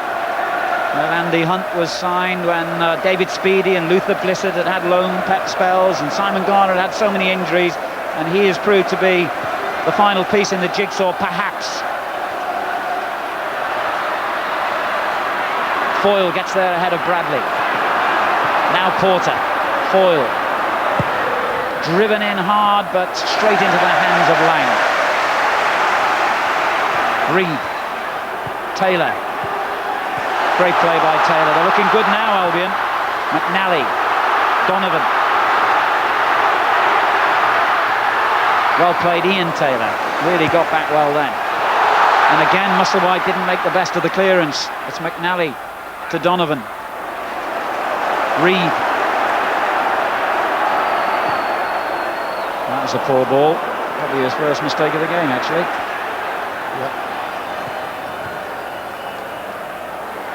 20 minutes to go here. And Port Vale are a goal behind.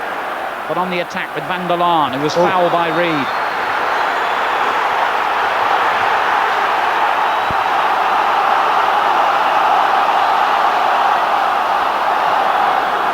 Mickey Reed will be in trouble here, but I'm sure it'll only be a yellow card, not the red that the Vale fans are screaming for. Incidentally, Peter Swan, when he disappeared down the tunnel, told our reporter that he felt he'd made a genuine attempt to win that ball and is obviously deeply upset at Mr. Milford's decision.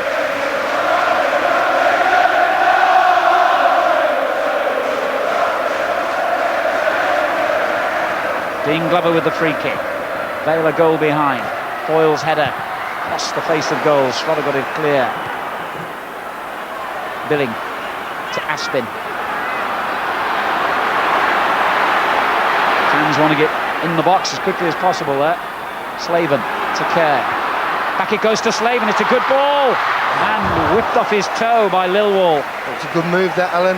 There's a lot of movement off the ball, and little Bernie Slaven was on the end there. Just that his first touch wasn't quite right. If he'd have got that control right, I'm sure he would have got that on target. Corner kick to Port Vale, who've come back well.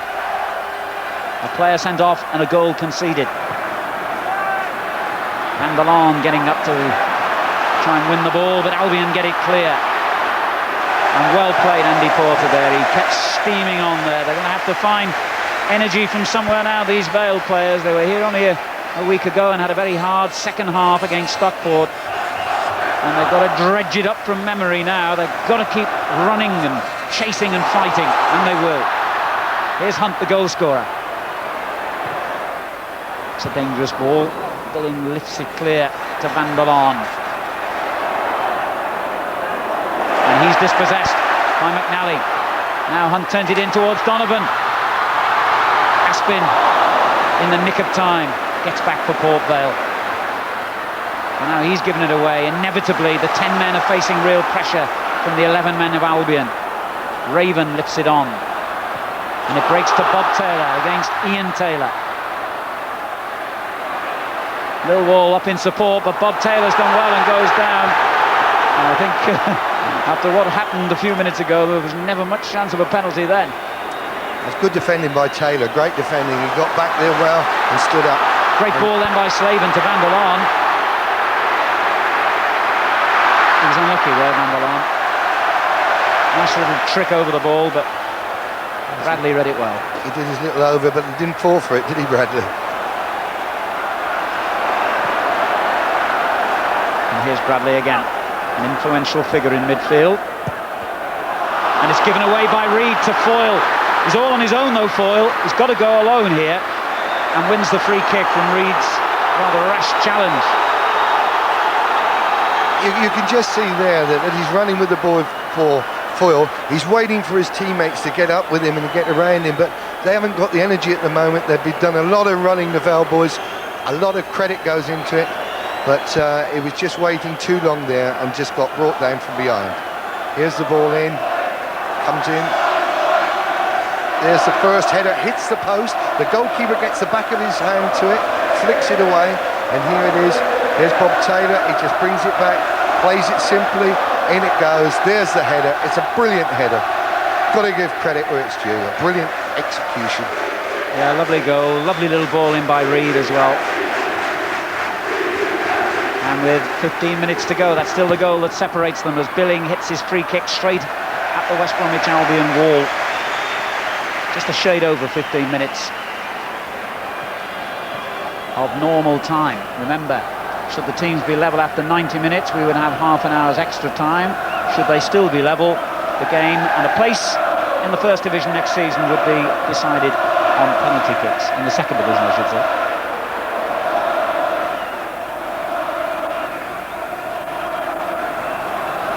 Here's Billing. Sorry. Oh, it's a terrible mistake, and Taylor could really punish them here, and still could.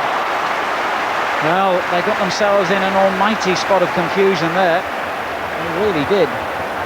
You can't believe that. There was no need for this at all. Peter Billing plays a sloppy ball there, and I thought Bob Taylor should have really just said, "Get in there, you beauty." But the goalkeeper again spread himself. Good save.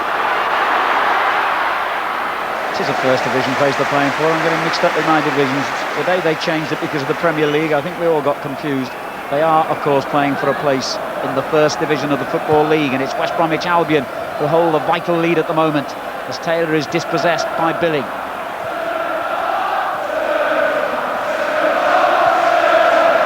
And they had to go back, but that's not the way that Vale want to go at this stage. Less than a quarter of an hour remaining. I think Runge's got a gamble now. If I was John Rudge, I'd be pushing a man up front. It looks maybe as though Taylor has gone to a forward position. He's got a gamble. It's no good sitting back 1-0 down. You've got to say, right, let's get somebody else forward and help out the front man. Billing. Good ball. Flicked on by Slaven towards Foyle. Headed clear by Raven.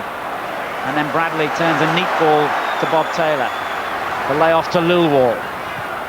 Back it goes from Hamilton to Lilwall. Hunt. Taylor. On to Donovan. He's made some great runs today. His finishing hasn't been too good, but he's done well. Here's Hunt. Knocked in towards Bob Taylor, too close to the goalkeeper. Now, as you say, you look at Donovan and he's always darting in and out of the defenders. He finds the space, makes excellent runs. Control is good. It's just that his end product for his finishing hasn't been the best of on the day.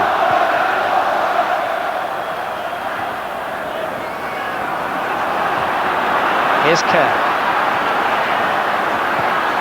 Forward to Slaven, but Bradley gets in there first. Nicky Reid took a risk then and got away with it with a lovely little header to McNally. Bob Taylor. McNally again had a much better second half and a good ball to Taylor. Aspin whipped it away from him, but all the pressure still from Vale, although from Albion, though Vale have had their moments certainly in the last 10 minutes or so. Aspin did well again. Slaven. Taylor. And Billing. Glover. Van der Laan. 13 minutes remaining. Port Vale 0, West Bromwich Albion 1. Porter. Foyle. Is that a foul? It is. And that's a very dangerous position. Yeah, full credit to Port Vale there. They've played the ball about, they've been patient, they're knocking it about accurately, they're looking up, they're waiting for support, and it's happening. A lot of movement off the ball. Well played, Port Vale. And they've certainly got a very strong position here from this free kick. Literally in the arc on the edge of the penalty area, so they're going to have to go back beyond the penalty spot and more.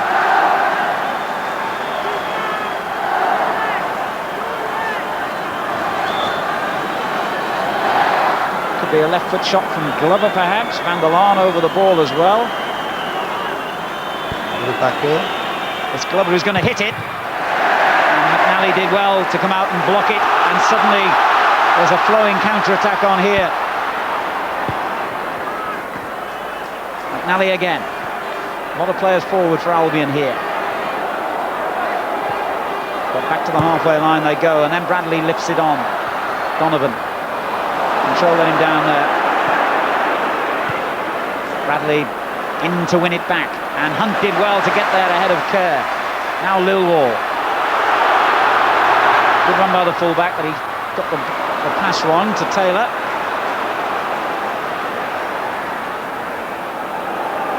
Van der Laan in possession. A hint from the Port Vale bench that they're about to make another substitution.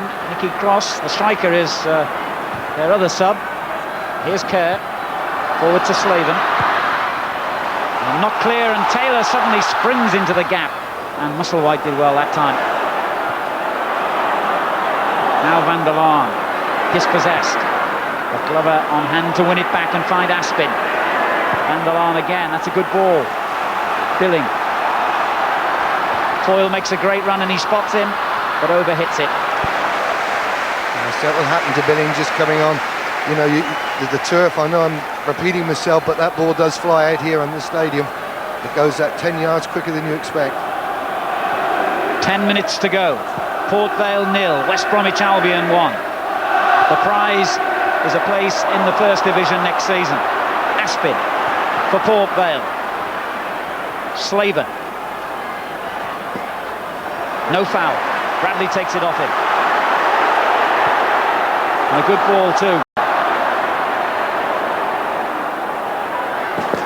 Hunt holds it up nicely. And then Hamilton dispossessed. And now Slaven.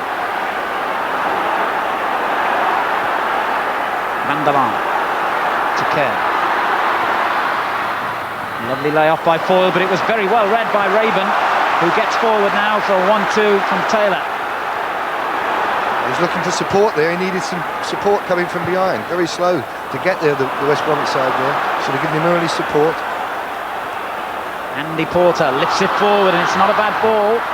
Foyle chasing with Strodder. Strodder gets a toe to it and Port Vale get a throw in and an opportunity to make a substitution. And Van der Laan is the player who will come off, the Dutchman. And the former West Bromwich Albion striker, Nicky Cross, who spent 7 years at the Hawthorns in the early part of his career, comes on to replace him. 32 now, 12 goals for Vale this season. And straight into the action, as Porter does well on the byline and then gives it away.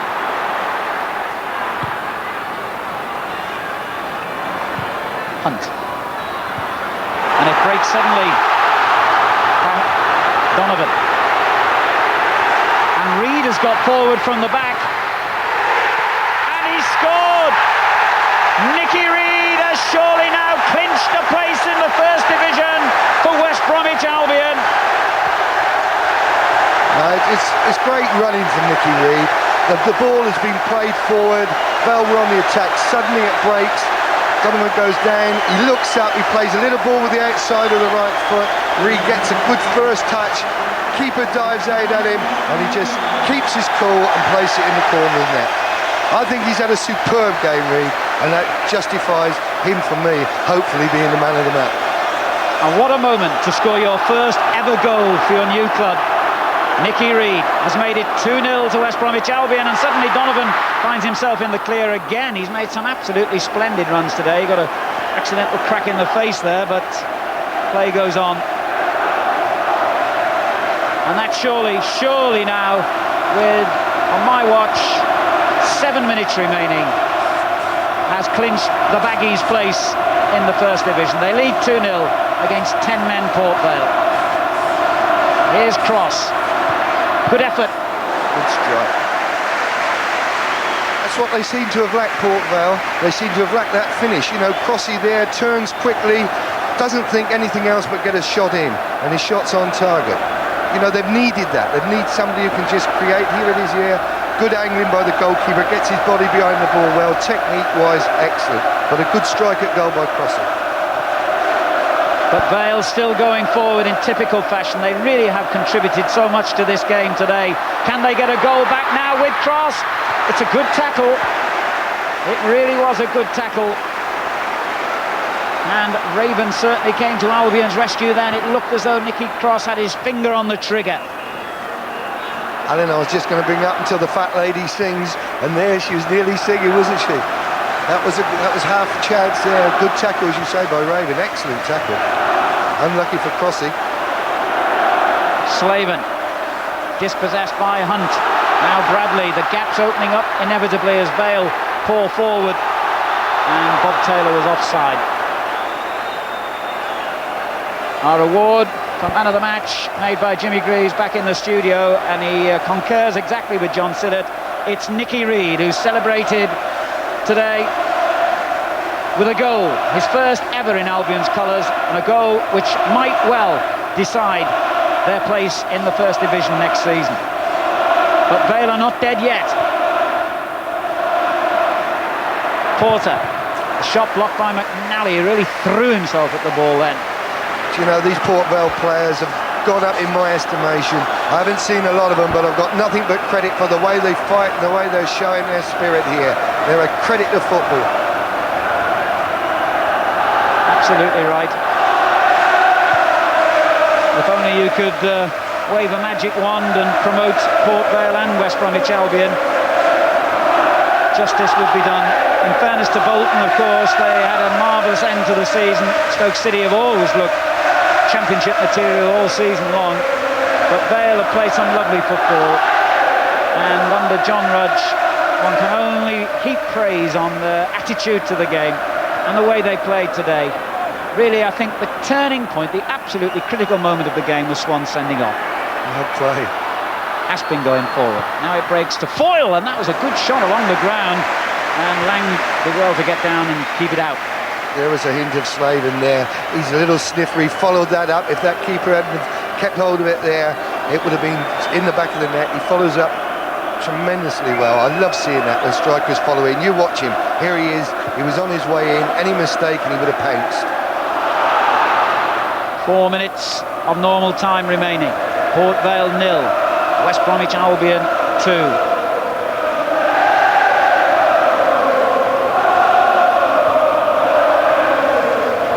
Good header forward by Cross.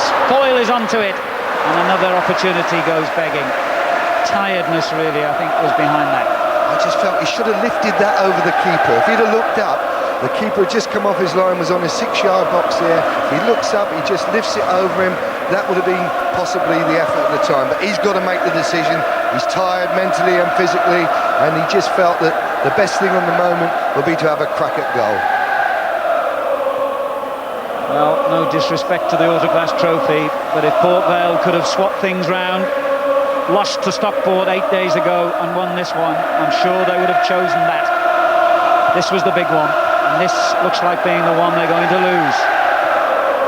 They keep throwing men forward, as they have to do now, but all the noise around the stadium is from Albion fans. As Raven gets back to clear, he didn't really care where he knocked the ball then. 3 minutes to go. 3 minutes standing between West Bromwich Albion and a place in the First Division. And an offside decision will give them a welcome relief. West Brom, who haven't won promotion, as I mentioned earlier, for 17 years, are now on the threshold. And Ozzy Ardiles, who was in charge of Swindon when they beat Sunderland here 3 years ago, and they thought they'd won promotion to the top division then, only of course for that promotion to be changed around because of the financial irregularities at Swindon. What a grievous moment that must have been for Ardiles. What a sweet moment it will be if they cling on now in the last 2 minutes to win this. They've conceded a free kick. Foul on Slaven. Here's Port Vale, though. They're still trying to penetrate. They're still looking for that goal. They haven't given up the fight, but West Brom look the side to have won the match at the moment. Kerr curls it in. Well, it was a good effort, but not good enough at this stage. West Brom are going to make a substitution. Professional touch this. Try and break things up when the opposition are threatening. And the man who scored their first goal, Andy Hunt, is to be replaced by Gary Robson. What a nice moment for him. The longest serving player at West Bromwich Albion. No, it's not. It's Simon Garner, in fact, who they've sent on in the end. So they were holding up the Gary Robson number, but it's Garner who comes on. Another striker, another problem for Port Vale. As if they haven't got enough as it is. And here he is, straight away into the action.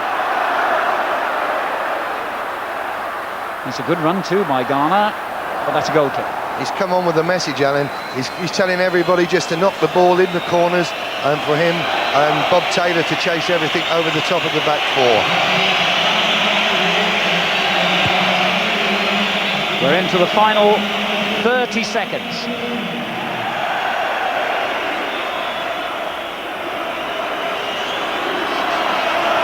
Here's Dean Glover.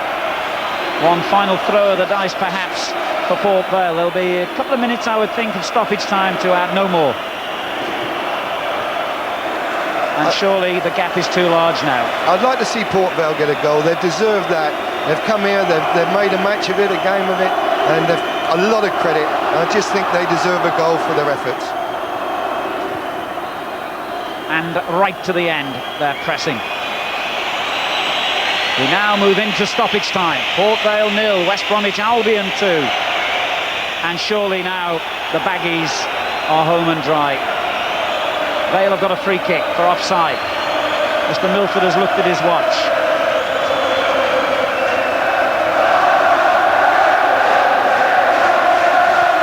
Glover hits the free kick forward to Foyle. No problem for Tony Lang in the Albion goal. He's just got to do something sensible now. Foyle and his teammates have surely had their final throw of that dice. Bob Taylor with a good header. What a good sensible thing that was to do to the brilliant Nicky Reed. It's a decent cross too, and Taylor turns it straight against Aspin and still comes out with the ball. And in the end, the man who has missed the chances earlier on has converted the one that comes in injury time. Kevin Donovan has given Albion a certain place in the First Division. 3-0. Here's our man of the match, Reedy. He knocks a great ball in, just gets a touch. Bob Taylor on the deck there with Aspin, and the ball just breaks. If you watch it, it comes very kindly, and in you go. I won't miss that one. And that will make his day, because he's missed a couple of chances, Donovan, but his work and his running off the ball, been very unselfish, and he deserves that finish. Absolutely, couldn't agree more. I felt sorry for him missing those chances early on. I suppose you shouldn't feel sorry for players. That's what they're there to do, of course, but he would have looked back on those misses forever with regret. Now he's got a goal to tell his grandkids about instead. Kevin Donovan, his 12th of the season, West Brom's 3rd of this playoff final, and the icing is on the cake for the Baggies. It's all over. West Bromwich Albion are in the First Division.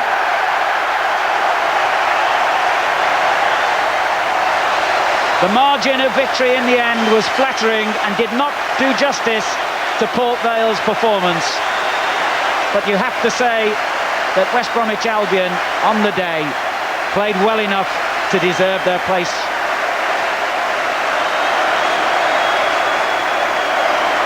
John Sinnott. Wonderful advert for football, wasn't it? To be here was a pleasure and an honour. To be in this wonderful stadium and see two sides come out and play that type of football, both attacking, both trying to get the result at the end of the day. It's gone Albion's way. They played some great football, great movement off the ball, and possibly deserved it. But having said that, I do feel for Port Vale.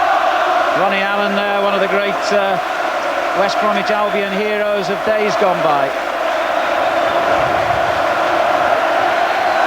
And we're going to hear the views now of Keith Birkinshaw. Well, an amazing day for you in the end. Yes, I didn't think that we played particularly well actually on the day, and I'm certain that the man going off and the Port Vale only having 10 men swayed it in our favour, but I'm just happy that we managed to get the 3 goals that we did, and of course we're going up into the next division, which is great for West Bromwich Albion and all its supporters. When you look at the scenes round us here, it's hardly imaginable, but we're an old 3rd division outfit, as you might term.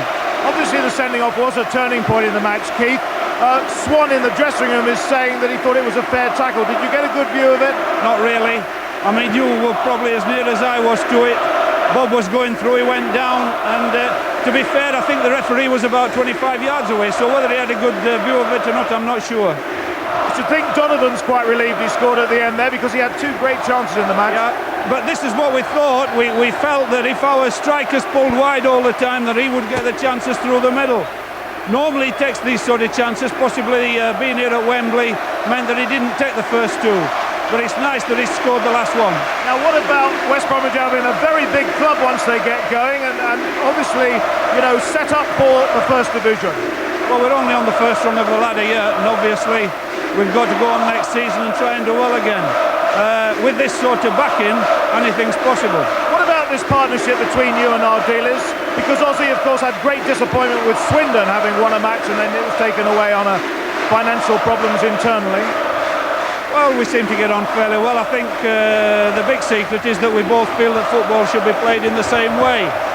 A little disagreement on the odd occasion, but that's natural between any partnership. But yes, I think that we respect each other.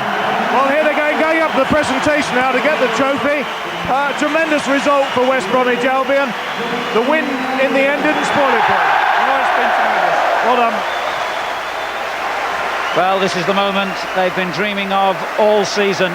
And Darren Bradley, 7 years at the Hawthorns since joining them from Aston Villa, is the man who will receive the special trophy that goes to the winners of this playoff final.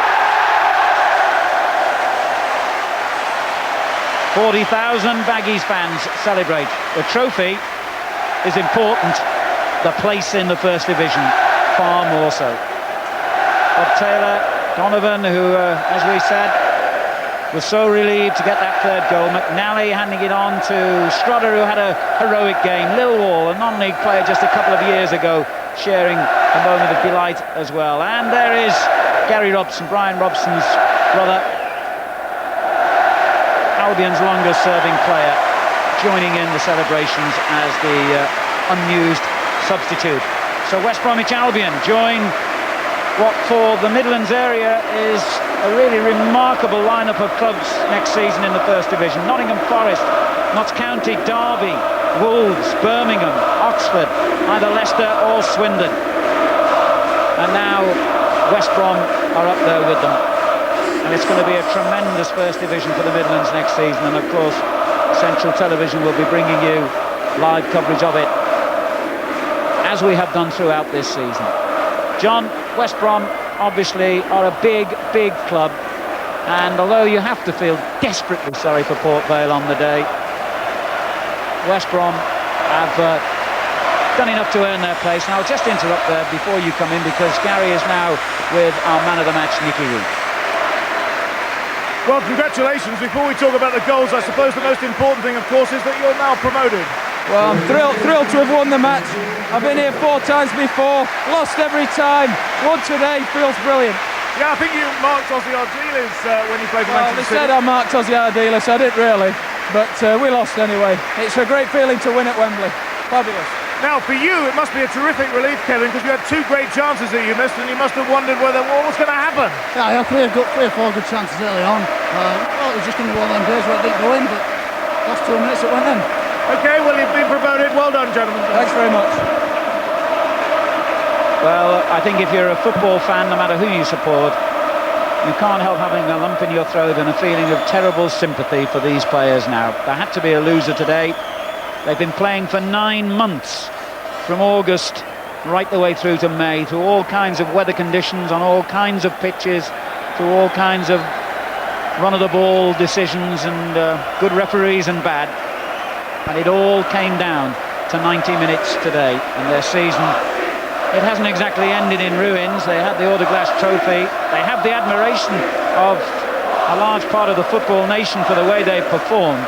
But you try telling that to these players now. There is no consolation at all. Well, John Rudge has picked them up before. I can assure you he will do it again. He's a superb manager, has had a superb year with a club that wouldn't be called fashionable, but he's done a great job for them. Their supporters can feel proud of them. This is a cruel arena. In one moment, while the Albion players deservedly join in the celebrations of their supporters on the terrace, the Port Vale players troop dejectedly away, back to the dressing rooms, back to a couple of months, less than that probably, before pre-season training starts again, and they have to wipe the slate clean and start all over again. But there's a side there, West Brom. They play the type of football that everybody wants to see. Well, now the turning point of the game was undoubtedly the sending off of Peter Swan. Let's hear the views of the referee, Roger Milford. Roger, not easy to send a player off at Wembley, but obviously you're convinced he should have gone.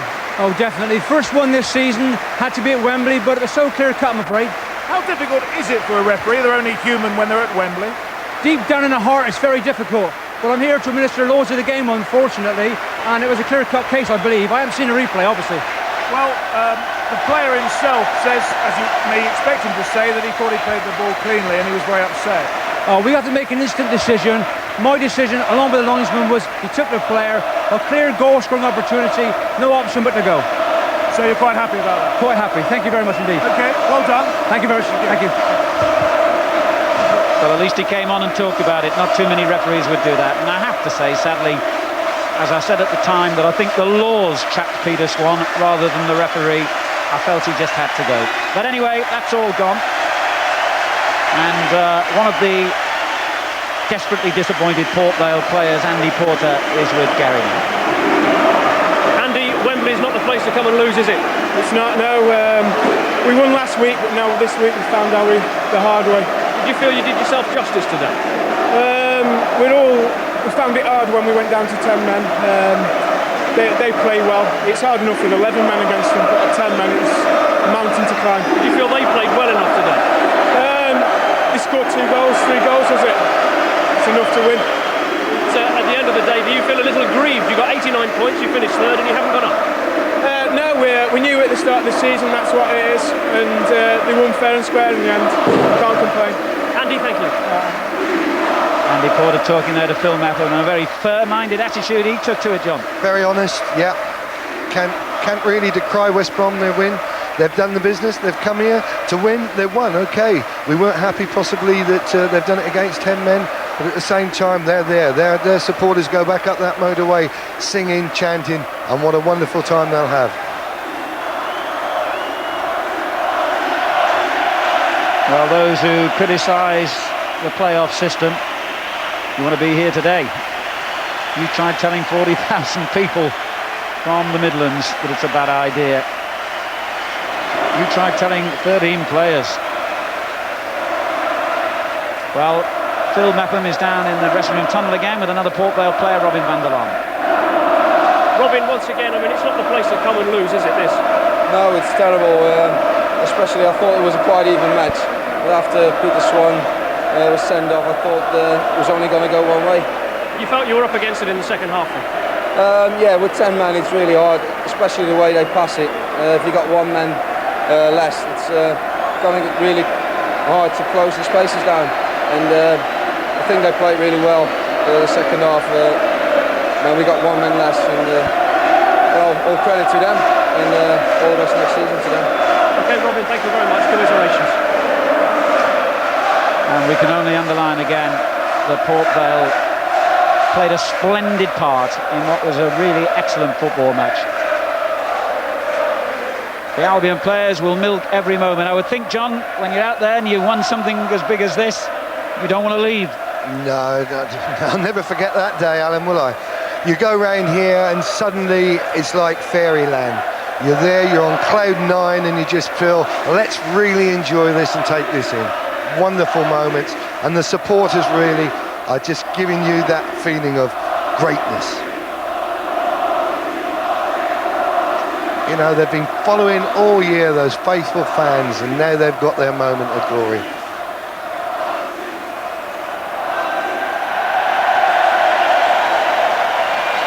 The captain leads the celebrations and no one wants to leave the field.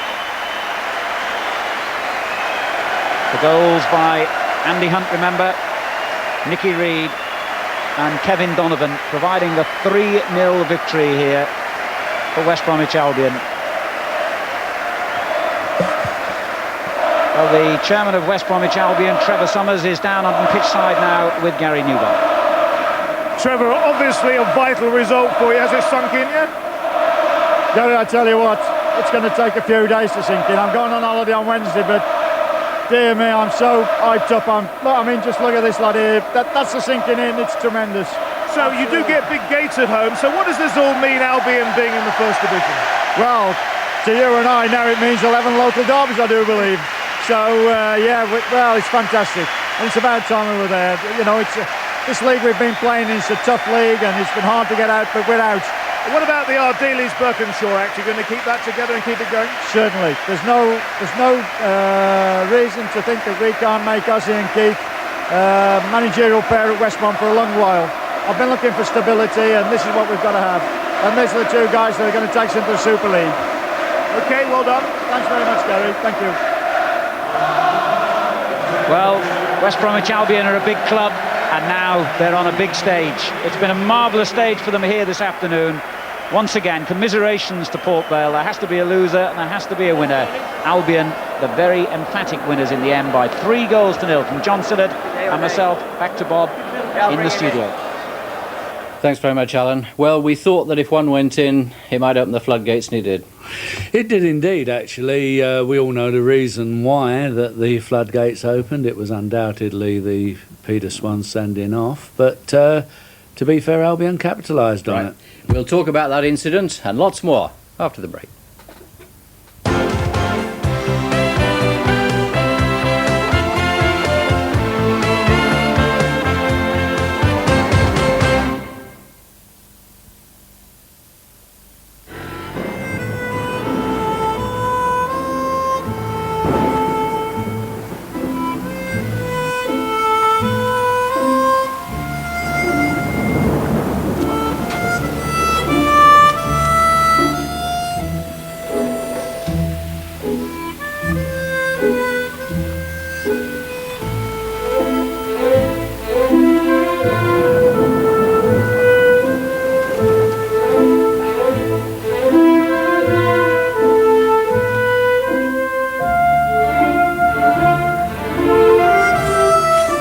Regarde, la Stella Artois est arrivée.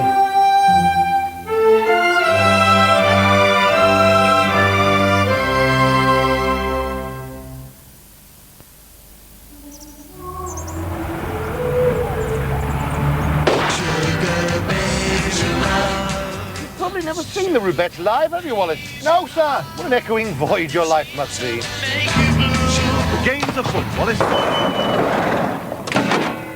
The cleaner found the front door open, the professor's missing, and so is the Rubens. He took the piano? The painting, sir, on loan from the college. Well, you went to see our professor again? I think you will, sir. Last number he dialed was 081 203,000. Doesn't ring a bell, Wallace.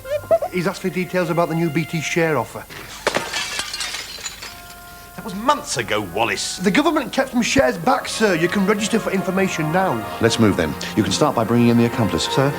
The cleaner, Wallace. Sir? The BT3 share offer. It could be worth investigating. Register for information on 081 200 3000 or with a share shop.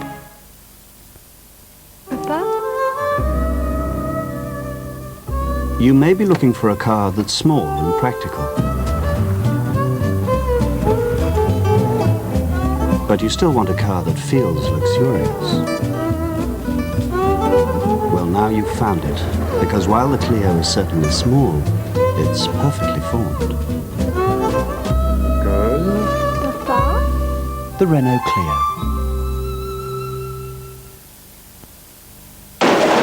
Any old iron, any old iron, any old iron. It's gotta be right with hammer right on iron, all right. If you're looking for a great saving on a quality kitchen or bedroom, don't miss the Magnet sale this bank holiday. Come in on Monday and you could qualify for a free appliance pack. Once upon a time, the diesel car was an unfortunate beast. Slow, noisy, smelly, and smoky. But the diesel has changed, and so has our diesel fuel. SO Diesel 2000 is a brand new diesel fuel that helps cut exhaust smoke, reduces noise, gives better fuel economy, improves performance, and helps make diesels of every generation cleaner, healthier creatures. SO Diesel 2000, a new generation of diesel. The Enterprise Winter Sun early booking offer. On thousands of holidays in our first edition brochure, save up to £50. Enterprise, we'll make your money go further.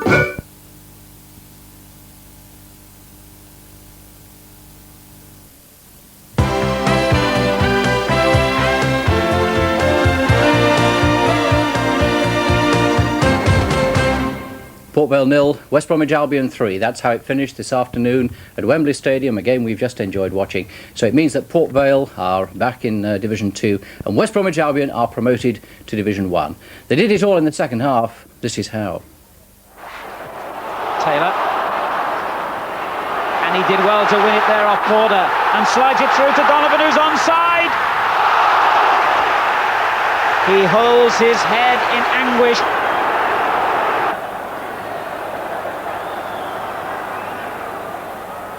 They still weren't 10 yards away when it came in. And it's a tremendous header by Raven. And Musselwhite was in the right place at the right time then. Porter loses out. Hamilton knocks it forward. That's a great first-time ball for Taylor. Bob Taylor. The free kick has been given, for sure. And it'll be interesting to see what further action the referee takes against Peter Swan here. If he decides that Taylor was in a position where he could have gone on and scored a goal, then Peter Swan could be in big trouble with the referee here.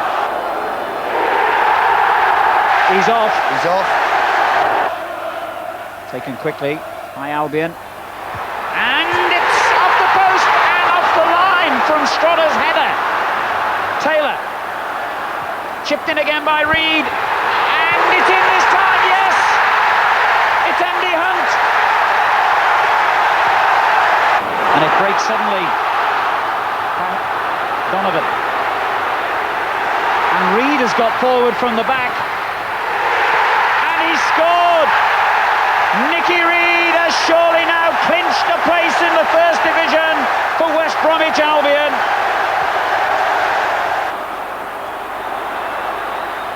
It's a decent cross too, and Taylor turns it straight against Aspin and still comes out with the ball. And in the end, the man who has missed the chances earlier on has converted the one that comes in injury time. Kevin Donovan.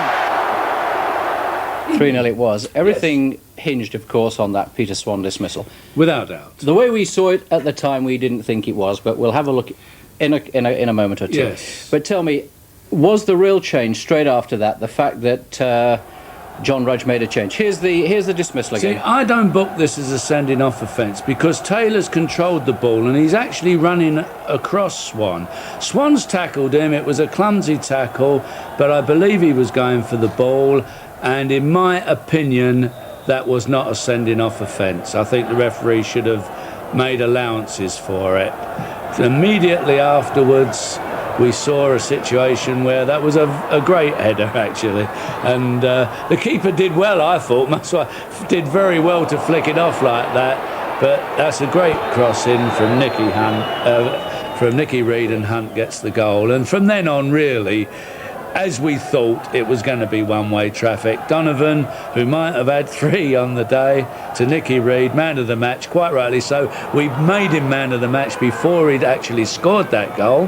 That didn't even clinch it, so he was man of the match already. And here he is again, crossing the ball.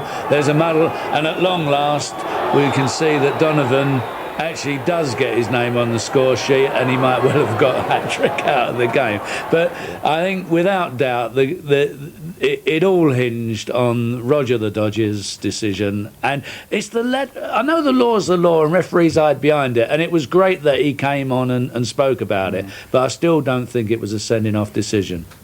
Thanks very much, Jim. Well, tomorrow afternoon, Jim agrees will be at Wembley because, of course, live on Central, once again, we've got the decider from the First Division. That's the game, of course, between Swindon and Leicester. Let's see how that one looks. Glenn Hoddle and Brian Little, geniuses with a ball at their feet, making their mark now as managers. A year ago, Leicester scented Premier League riches until David Speedy fooled defender and referee. Mike Newell ended the Leicester dream. Newell takes it and has scored. In a season of centre-halves making centre-forwards, Steve Walsh has proved a bargain with a little help from a teenager. Thompson takes over. And it's a good ball forward, and Joachim is onside. It's a goal. Leicester City have scored. Joachim takes the credit. Swindon thought they'd made it 3 years ago, but the celebrations under manager Ozzy Ardiles didn't last. An FA inquiry into earlier financial irregularities made sure of that. Glenn Hoddle is being touted as likely manager of Chelsea. He'd be a serious loss to a Swindon public who've come to love the style and the culture.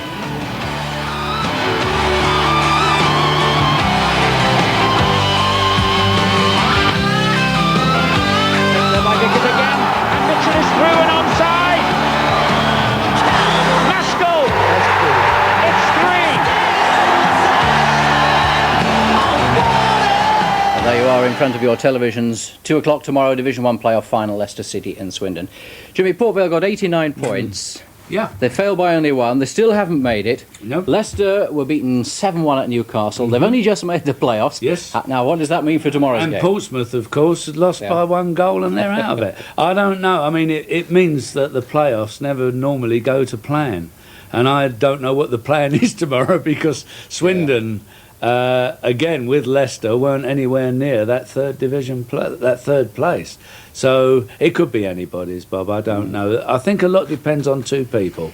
How Hoddle plays for Swindon and how Oldfield plays for Leicester. Because I've watched Leicester this year. He battles well, Oldfield. And when he plays well, they play well. And the same really goes for Swindon. When Hoddle plays well, they play well. So they're the 2 key men a little bit.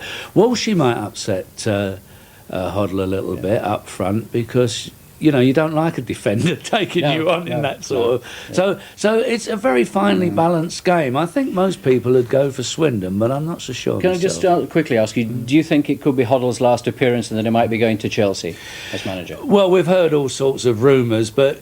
You know Ken Bates as well as I do. In fact, I probably know Ken Bates better than you. I know him very well, and I would not know who is going to be manager at Chelsea. Let's have a look at the pictures back at Wembley Stadium. I gather we've got through to the dressing room, and I hope they've all got their towels or their shorts around them, because that is the picture. There is champagne. Well, it's orange juice, isn't it? But I bet there's some champagne in there as well, Jim, because this are the scenes from the West Bromwich Albion dressing room, and who can blame them? They've had a wonderful afternoon, and just in case you're a late joiners, in fact, West Bromwich Albion are in the First Division. They've beaten Port Vale 3-0. Those were good scenes from Jimmy Greaves and from myself. We wish you a very good afternoon. Win over Port Vale. Many had been celebrating since they got back from Wembley on Sunday night. This had been the club's first game there for 23 years. The police say more than 70,000 people turned out to celebrate Albion's win. The parade took the team through the streets of Sandwell.